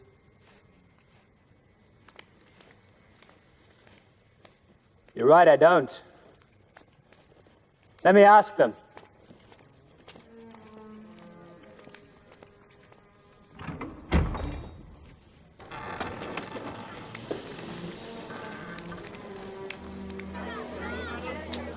People of Rome, I come to you with questions from Caesar. He needs to know what you want, so he can better serve your needs. The Senate says they represent the people, but the Senate wants Caesar to lay down his arms and return to Rome as a man, not as a soldier. And when he arrives, the Senate will find him guilty of crimes against the state. Caesar's crime is spending 8 years in battle outside of Rome, with none of the comforts we all take for granted, and with a daily threat to his life. Why? So he can bring wealth to the Roman people. Temples, libraries, holidays and games are all funded by Caesar's levies and Gaul, yet what do they think in the Senate? They think he's doing this for personal gain. I ask you, if he's doing this for private gain, why does he stay in Gaul? Why does he live in a tent? I know why he does it. He does it so we Romans can live well. What are you going to do about this? Whatever these men may think, some of whom have never been up on a horse's back, I have never known a man tougher on the enemies of Rome, nor gentler to its friends. When I call myself a Roman, the thing that makes me most proud is to share that title with one other man. A man whom it has been my privilege to fight beside. A man who has shown time and again that he loves his own life less than he loves yours. His name is Gaius Julius Caesar!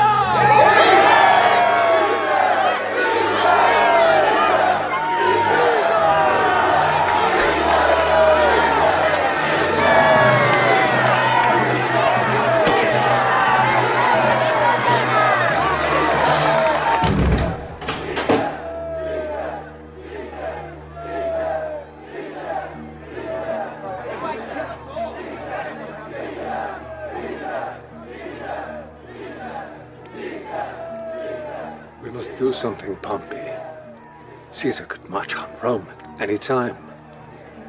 I'm not going to wait for him to come to us. I'll gather our troops and attack him before he sets foot in Rome.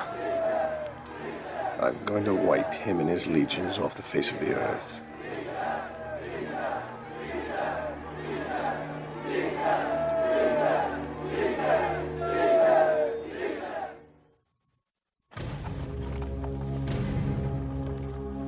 Men, we have two choices. We can be slaughtered by the army Pompey is amassing against us. Or we can fight for our lives, just as we've done every day for 8 years. I've made my decision. I'm going to Rome. I'm going to cross the Rubicon. Will anyone be coming with me?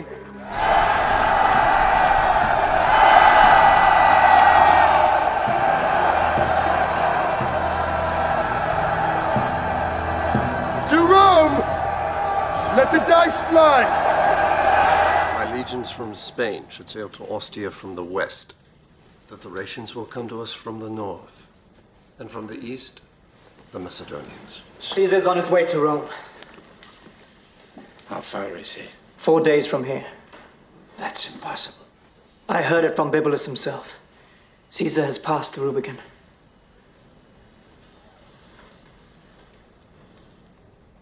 We must leave Rome. We cannot defend it without troops. We'll go to Greece. We amass what strength we can, and then we take him in Rome itself. I only hope we don't arrive too late and find the bodies of our friends on the Senate steps.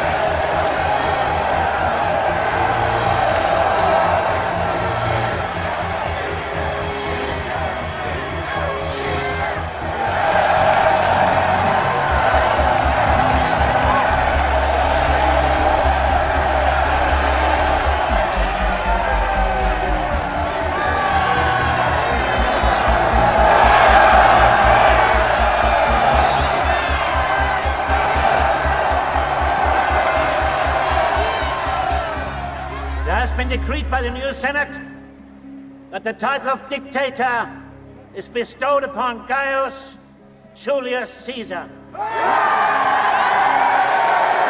It is decreed there will be 50 days of thanksgiving in his honor. He is given the courts and elected consul for life. Hail Caesar!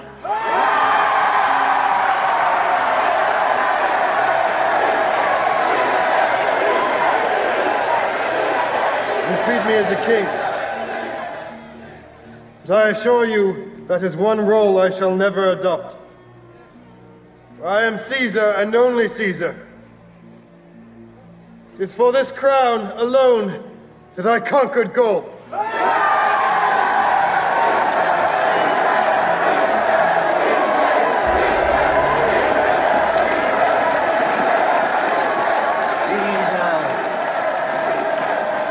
Caesar!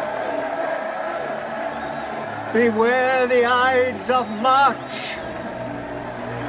The Ides of March! Beware!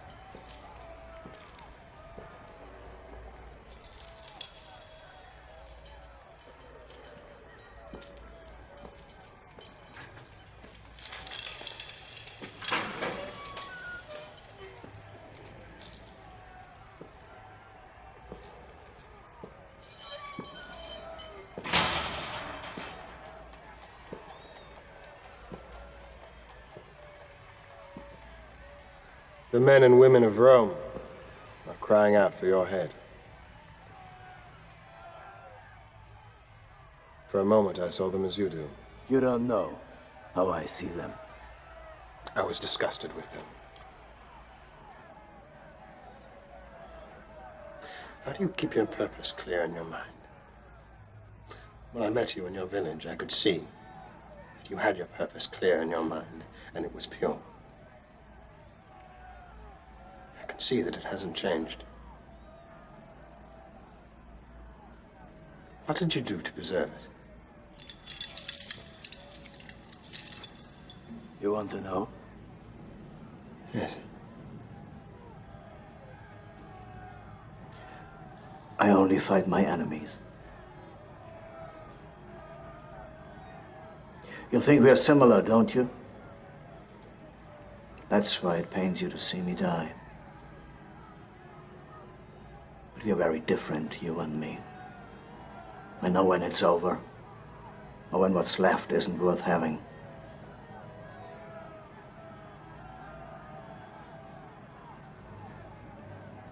Give me the honor of dying alone, by my own hand, instead of in a public spectacle for your Roman mob. I have to do what the people want. I have no choice. I thought power gave you more choice, not less. Listen to them, do you hear that?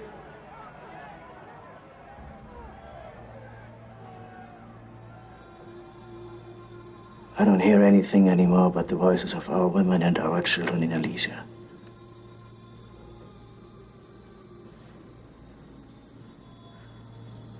I can hear them when I'm asleep, and I hear them when I'm awake.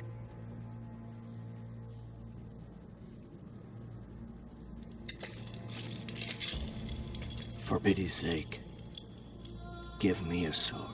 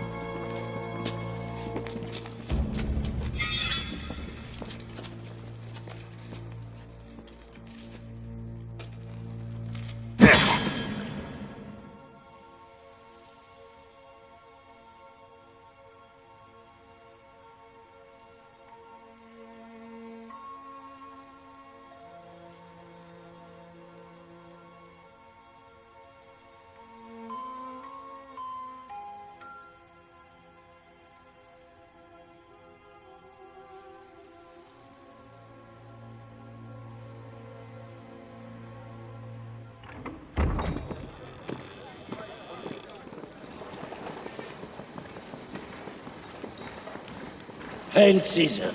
Hail Caesar! The ranks here are depleted. My men will be joining you.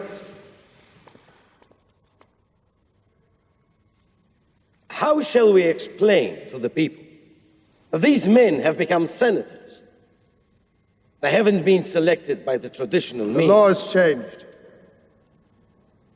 And keep in mind, the people trust my judgment. You will be joined by my finest men.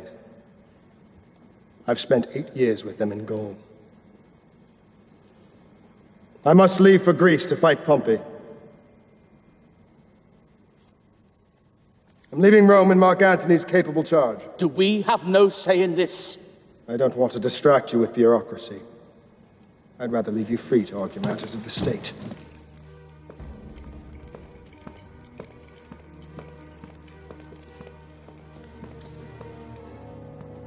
Do you think there will be blacklists? There won't be any lists. Sulla killed his enemies. I forgive mine. Good day to you, gentlemen.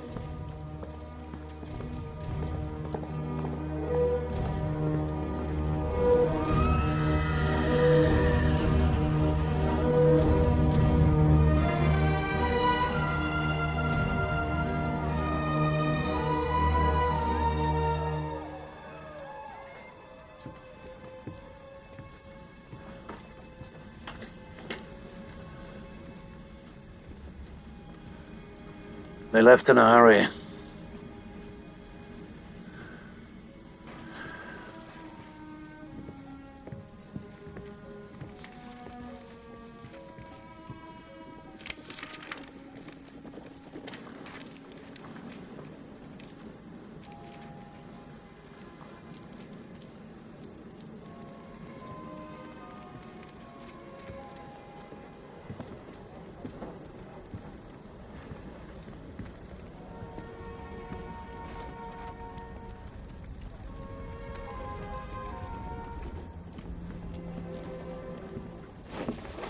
Attend to Caesar!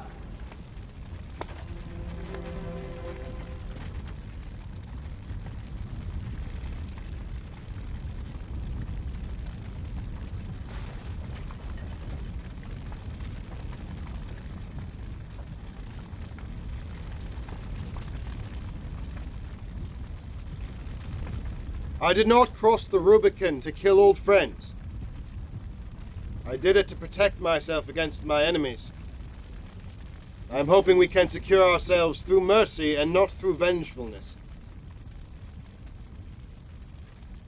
You're all free to go. And so we owe our lives to Caesar. Did you say something, my old friend? I thought I heard you speak. I'm grateful for your clemency. Brutus, come dine with me.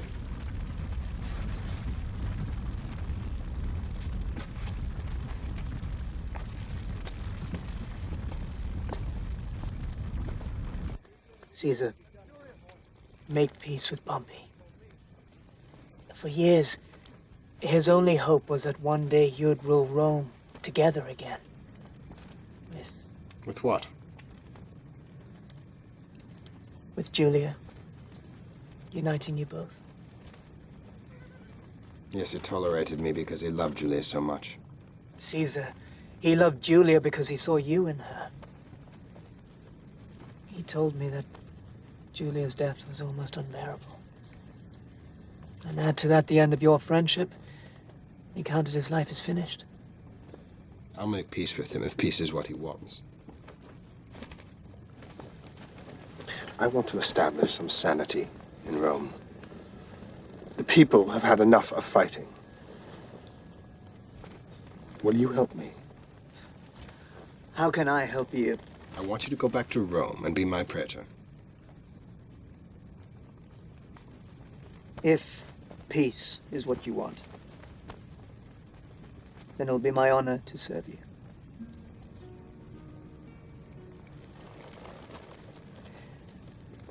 Pompey has gone to Egypt. the king died, leaving the throne to be squabbled over by a 12-year-old boy and an 18-year-old girl. Ptolemy and Cleopatra. I don't know which one I trust less. Help me ready the ships. I'll follow them in the morning. You don't need to take troops with you. Pompey has gone to Egypt alone. The troops went to Utica. With your Uncle Cato? Yes.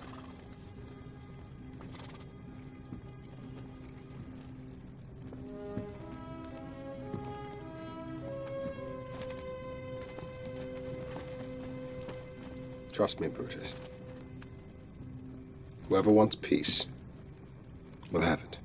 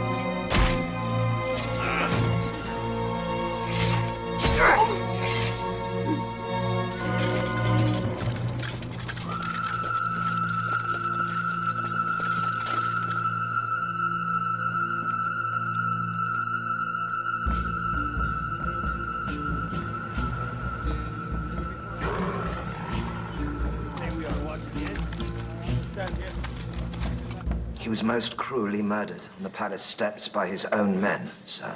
It has been rumored that they were bribed by Pothinus. By Caesar.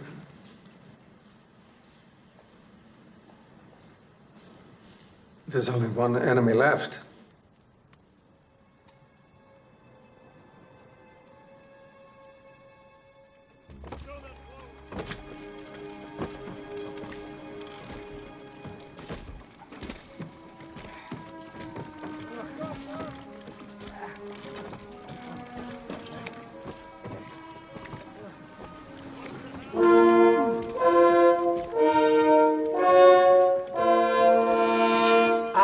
Pothinus, chief of the ruling council, in the name of King Ptolemy, I welcome you, Caesar.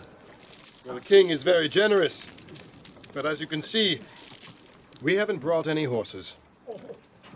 This grain is for your men, sir. My men will eat indoors, Pothinus. I'm sure you'll put us up very comfortably in your palace. I'll tell you the truth, Caesar.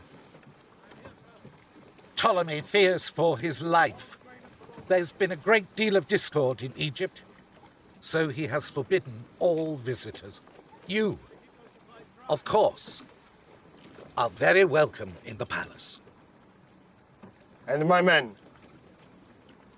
And your men. Pothinus, you wouldn't have anything to do with helping the king make his decisions, would you? The king is a boy, sir. Forgive him, and forgive me. We are your allies and your servants, great Caesar.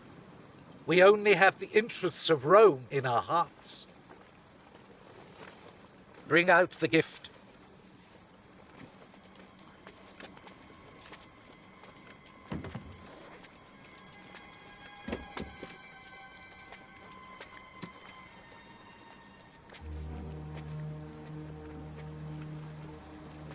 This is Pompey's ring.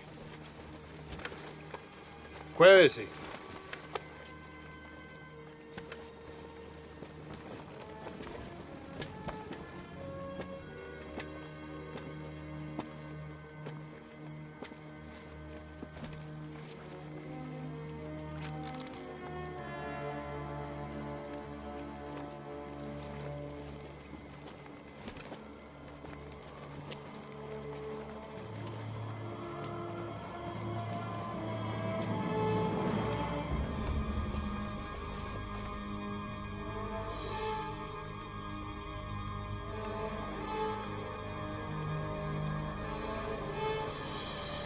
We thought you'd be pleased.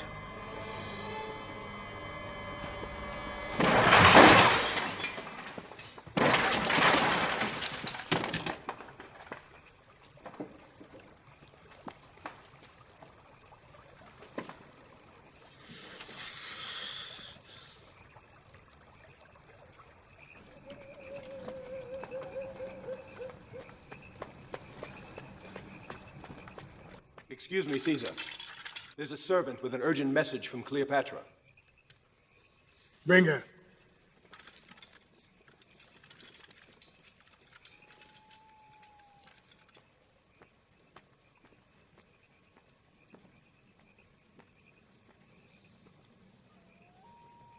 If you want to hear the message, you'll have to dismiss your guard.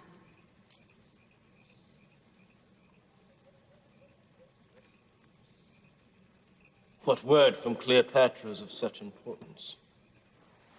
Cleopatra asks for your protection. Protection, why? Pothinus plans to kill her, as he did Pompey.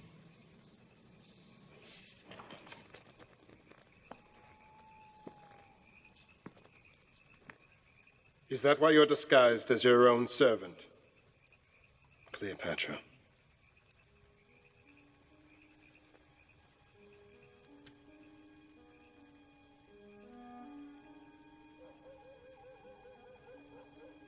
I came to you, Caesar, because you're the only man I can trust.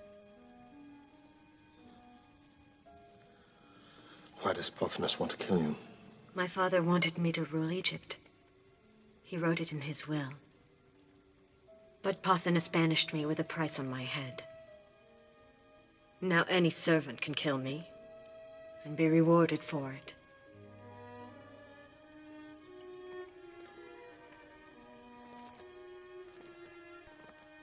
Caesar,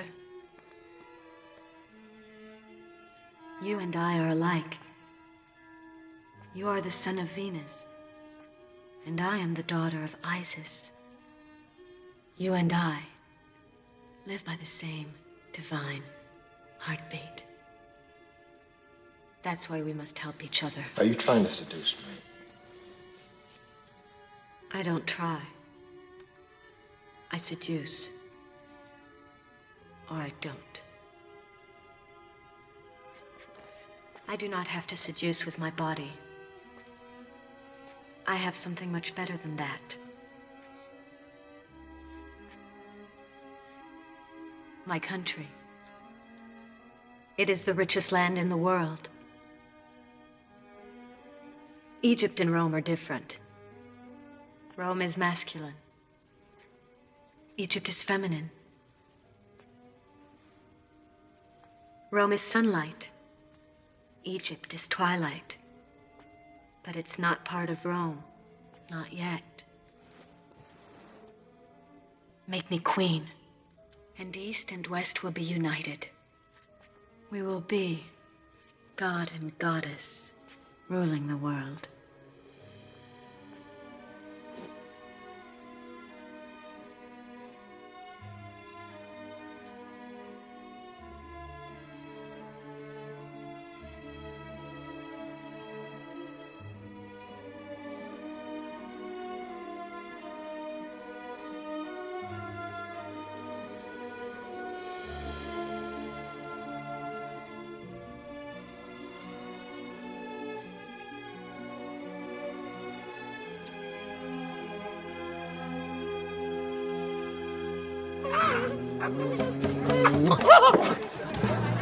You kiss me with the tongue of a serpent. I must taste you to see if you are poison. And am I?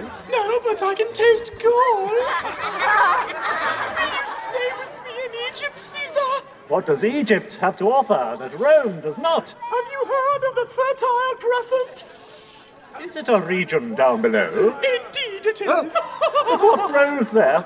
I believe the region fertile enough to hatch a king. If you doubt it, try planting something there. Only promise me one thing. When you return to Rome, you must be faithful to me. But I'm married. I've already been unfaithful with you! What's faith in marriage compared with faith in politics? In marriage, you give yourself to a woman. In politics, you lie like several! You think that her influence is evil? No one is more ambitious than she is. And she'll do anything to achieve her ends. Some say she's a witch. I think you've been skulking too long in the dark. If Caesar wanted to be king, would you prevent it? He doesn't want the crown. What if he did? Of course, I'd do anything to keep the kings out of Rome. At least with Sulla, the tyranny ended with his death. With a king, the ring can be passed on to a son, and to another son forever. Our ancestors knew too well what that was like. And your ancestors fought to send the kings outside the city gates and would stop at nothing to free Rome from them. And so would I. That's what we hope to hear you say. Is this just conjecture? I've heard nothing about this except from you. They're all talking about it. Brutus. They say there's nothing between him and the crown but Cato, your uncle. Caesar promised me that he would never kill Cato. Do you think Caesar's incapable of breaking a promise? And is it worth trying him in a matter of such urgency? If Cato is killed, and Caesar wants the crown, then I'll be the first to oppose it. But I will not prepare myself against him until there's proof.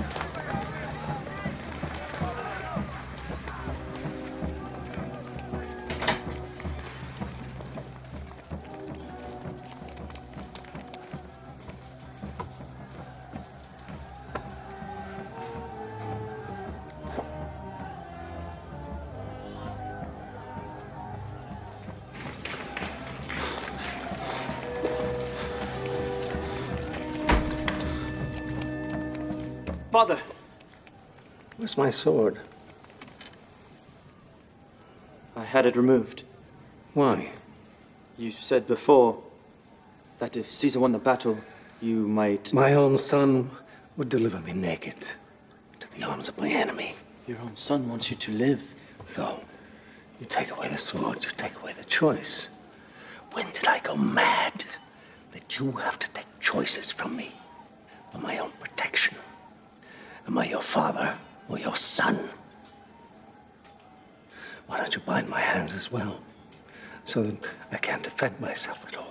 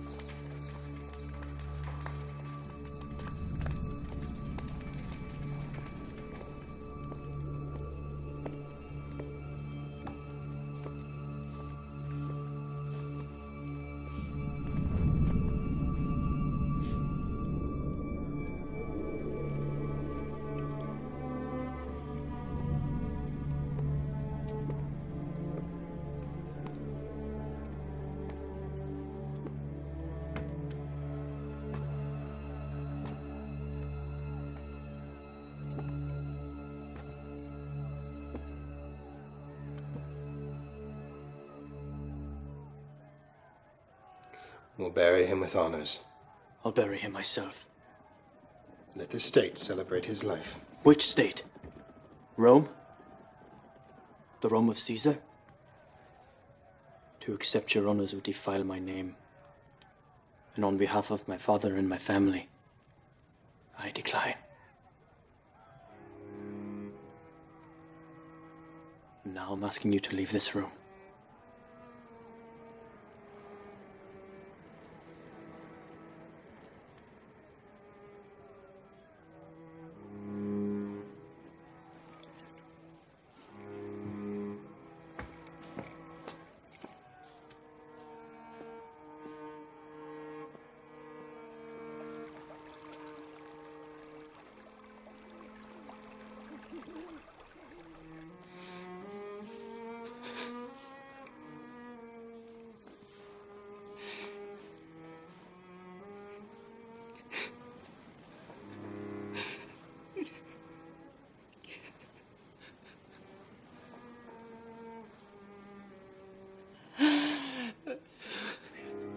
We should speak of Cato as a god. He killed himself so he wouldn't be brought down by the hand of the lesser man, Caesar. The higher we lift Cato's name, the lower Caesar's will sink. Still, we mustn't appear to be rallying support. No. No, it's an art to plant ideas in the heads of others. And a man is never so resolved as he is when he thinks a conviction is his own. That's why we need Brutus on our side. He wouldn't be mixed in with the cause if it weren't a good one. They listen to him. What if he won't mix in with our cause? I think I know how to soften Brutus. But I will need your help.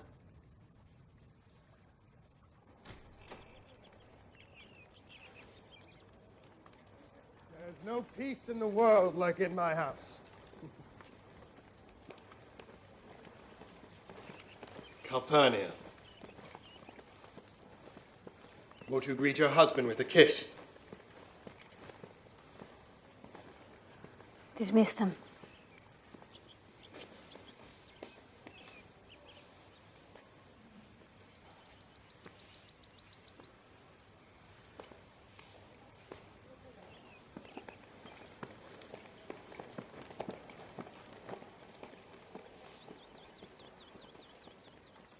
Cataman returned to his home and expect a warmer mood from his wife. How could you bring her to Rome?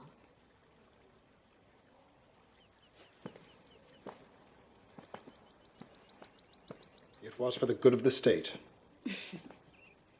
Cleopatra rules a large part of Africa. And all of you. No one rules me, Calpurnia. Not Cleopatra, not even you. No, all I want is the love that you promised me when we married. You can't have it. You can have my obedience, you can have my loyalty. But I cannot love those who dishonor me. No one can dishonor you.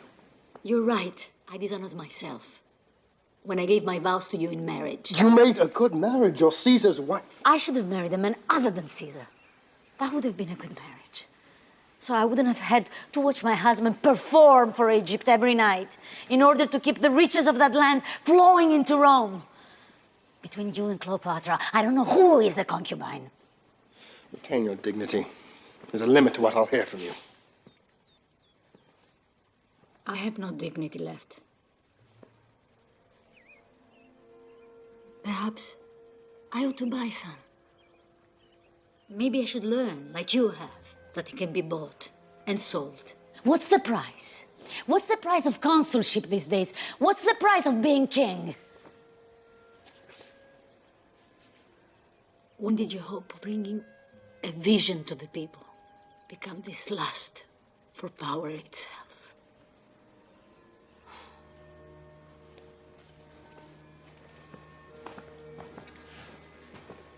Was it when Julia died?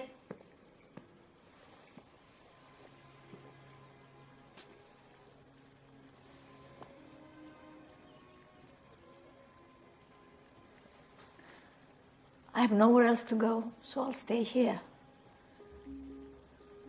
But I'll live apart from you, not as man and wife. May the gods forgive me for breaking my marriage vows, as I pray they forgive you for breaking yours.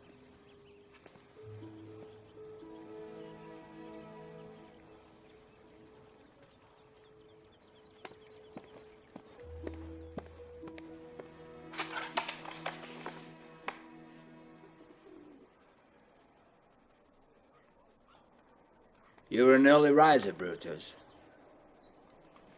So are you. Lately I am. I couldn't sleep last night, worrying about the honor of your name.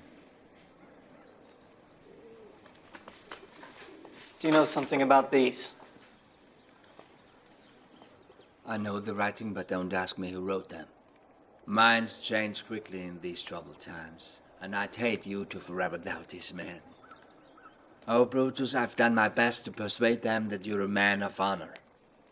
Though you wouldn't pledge to keep Caesar from becoming king. I gave you my pledge that I'd oppose him in the Senate. Huh. But some among us feel that to oppose a man like Caesar with words is the same thing as handing him the crown. I tried to use words before a sword, Cassius. Just as I tried to use reason before passion. People say calling on reason before passion can lead to idleness. And sometimes action is required. But I know you're a decent man, and that your meek and gentle nature is how you feel you best serve the good. I'm not gentle in defending my beliefs. But you have given me no proof that Caesar will demand the crown. Do you plan to be at the Senate at the calends of March? No, I'll be here. They say that on that day Caesar will move that he be made king. I will come if I am sent for. This is what they mean. People say that this is weakness, to come when you are summoned and at no other time, to accept the favors of a tyrant like Caesar. He spared my life. And took the life of Cato, your wife's father, who treated you like a son.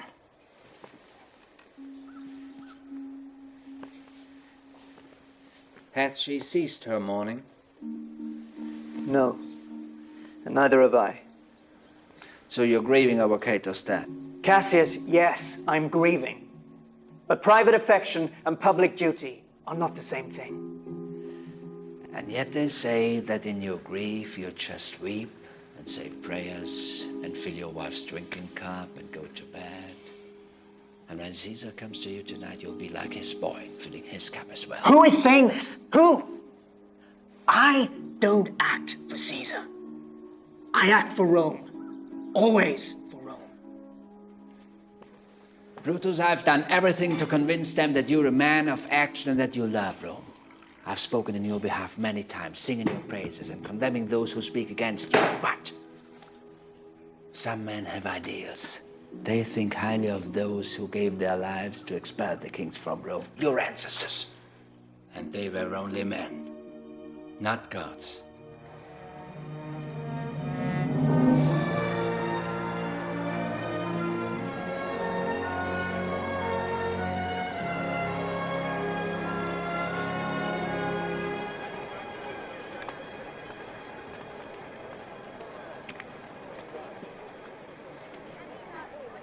Please don't stay.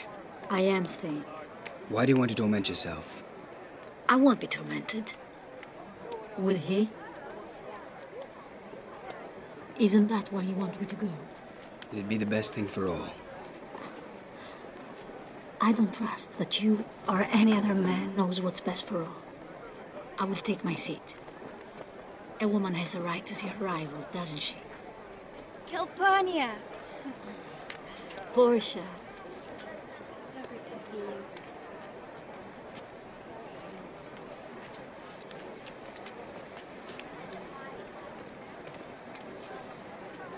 Romans! We are here to celebrate the return of Caesar! His return, not only with Her Majesty Cleopatra, but with Egypt itself, for he has transformed the richest land in the known world. It is now not only Egypt, it is Egypt, and it is Rome!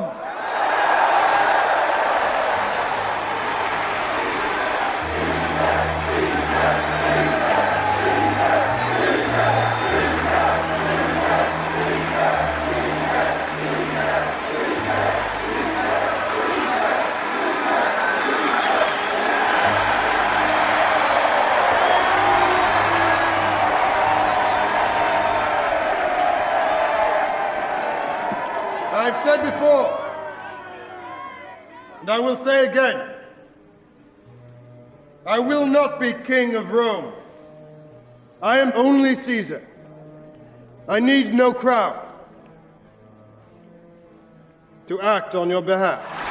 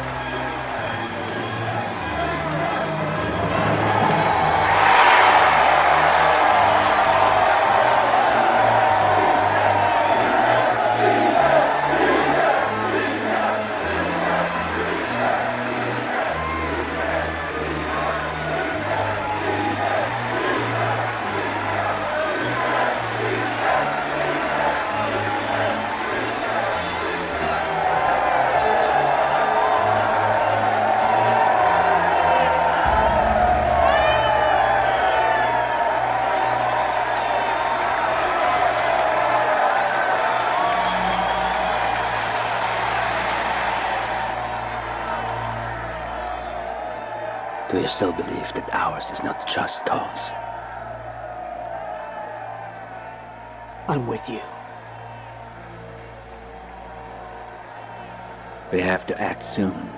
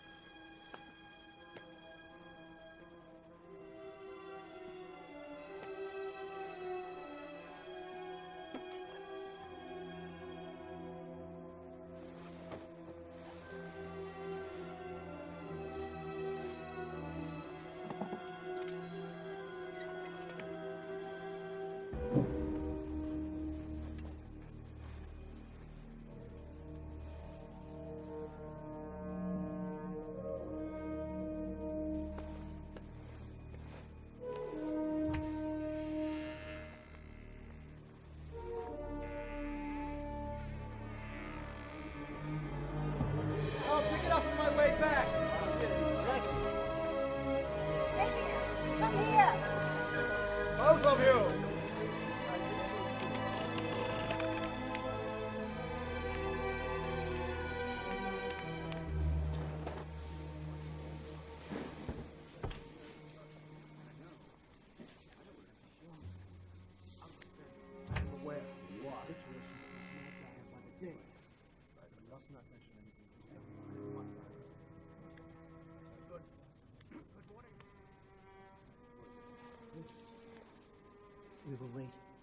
till Caesar brings the Senate to order.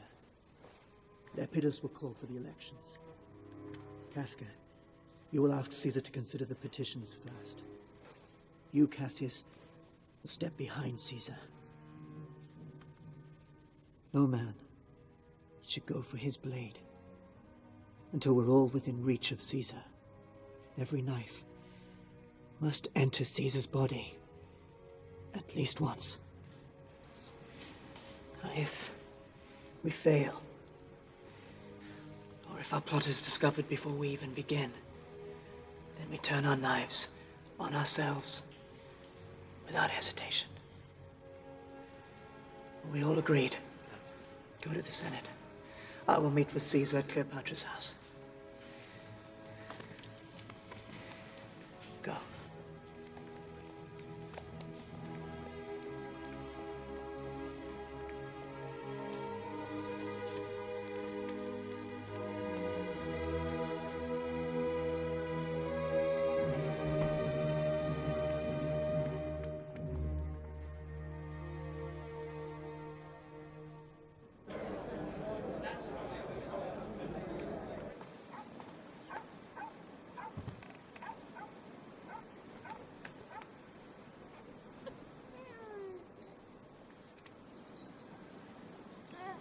Brutus, why are you pacing like that? I'm concerned we'll be late. Caesar! Calpurnia, what are you doing here?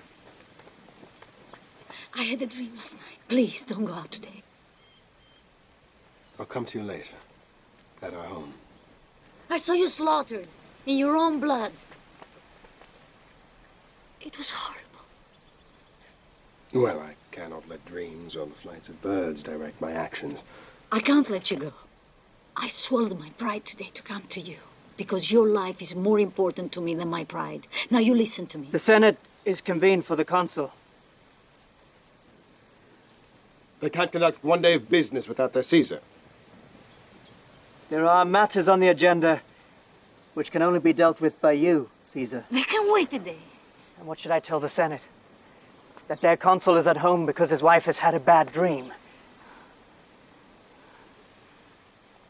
As your friend, Caesar, I have to advise you on this. You called the Senate together. Show them you're a man of intention. Meet with your Senate. They're waiting for your guidance.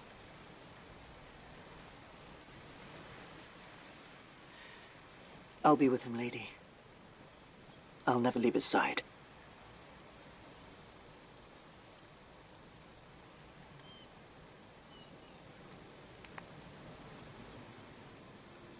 I'll come to you later.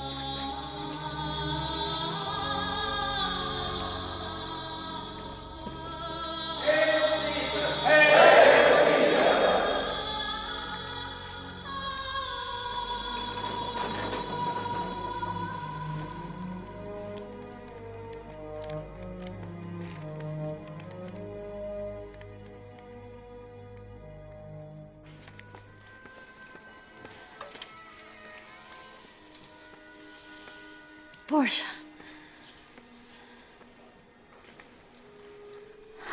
I'm not fit to be alone today. Sit down. Bring us some wine. Yes. Let's have some wine. What business do we have today?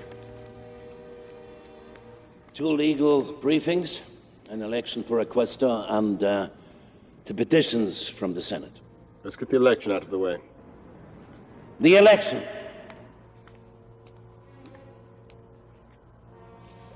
I move we Take the petitions first. Called for the election. The election will commence. But Marcus Octavius, who is running for the office, is not yet here. Petitioners, then.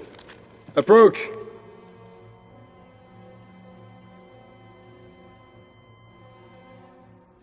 I'm glad Caesar is with Brutus today. Why? Last night I dreamt he was stabbed to death.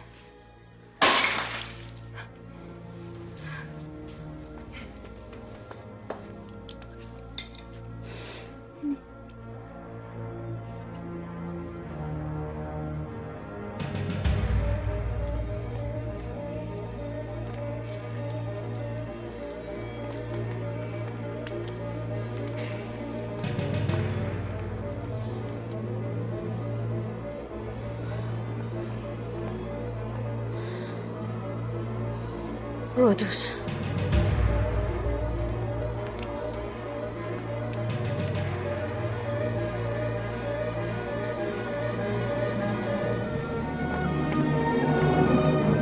Caesar, I ask mercy for my exiled brother. Why are you petitioning what so recently has been denied?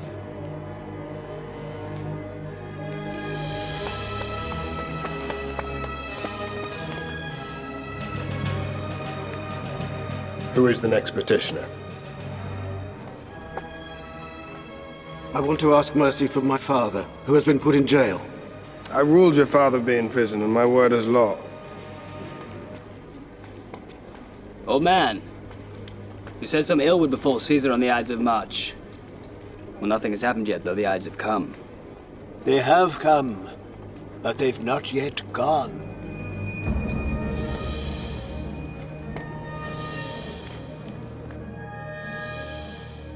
I want to ask for your pardon, my great Caesar. And I pray for your soul.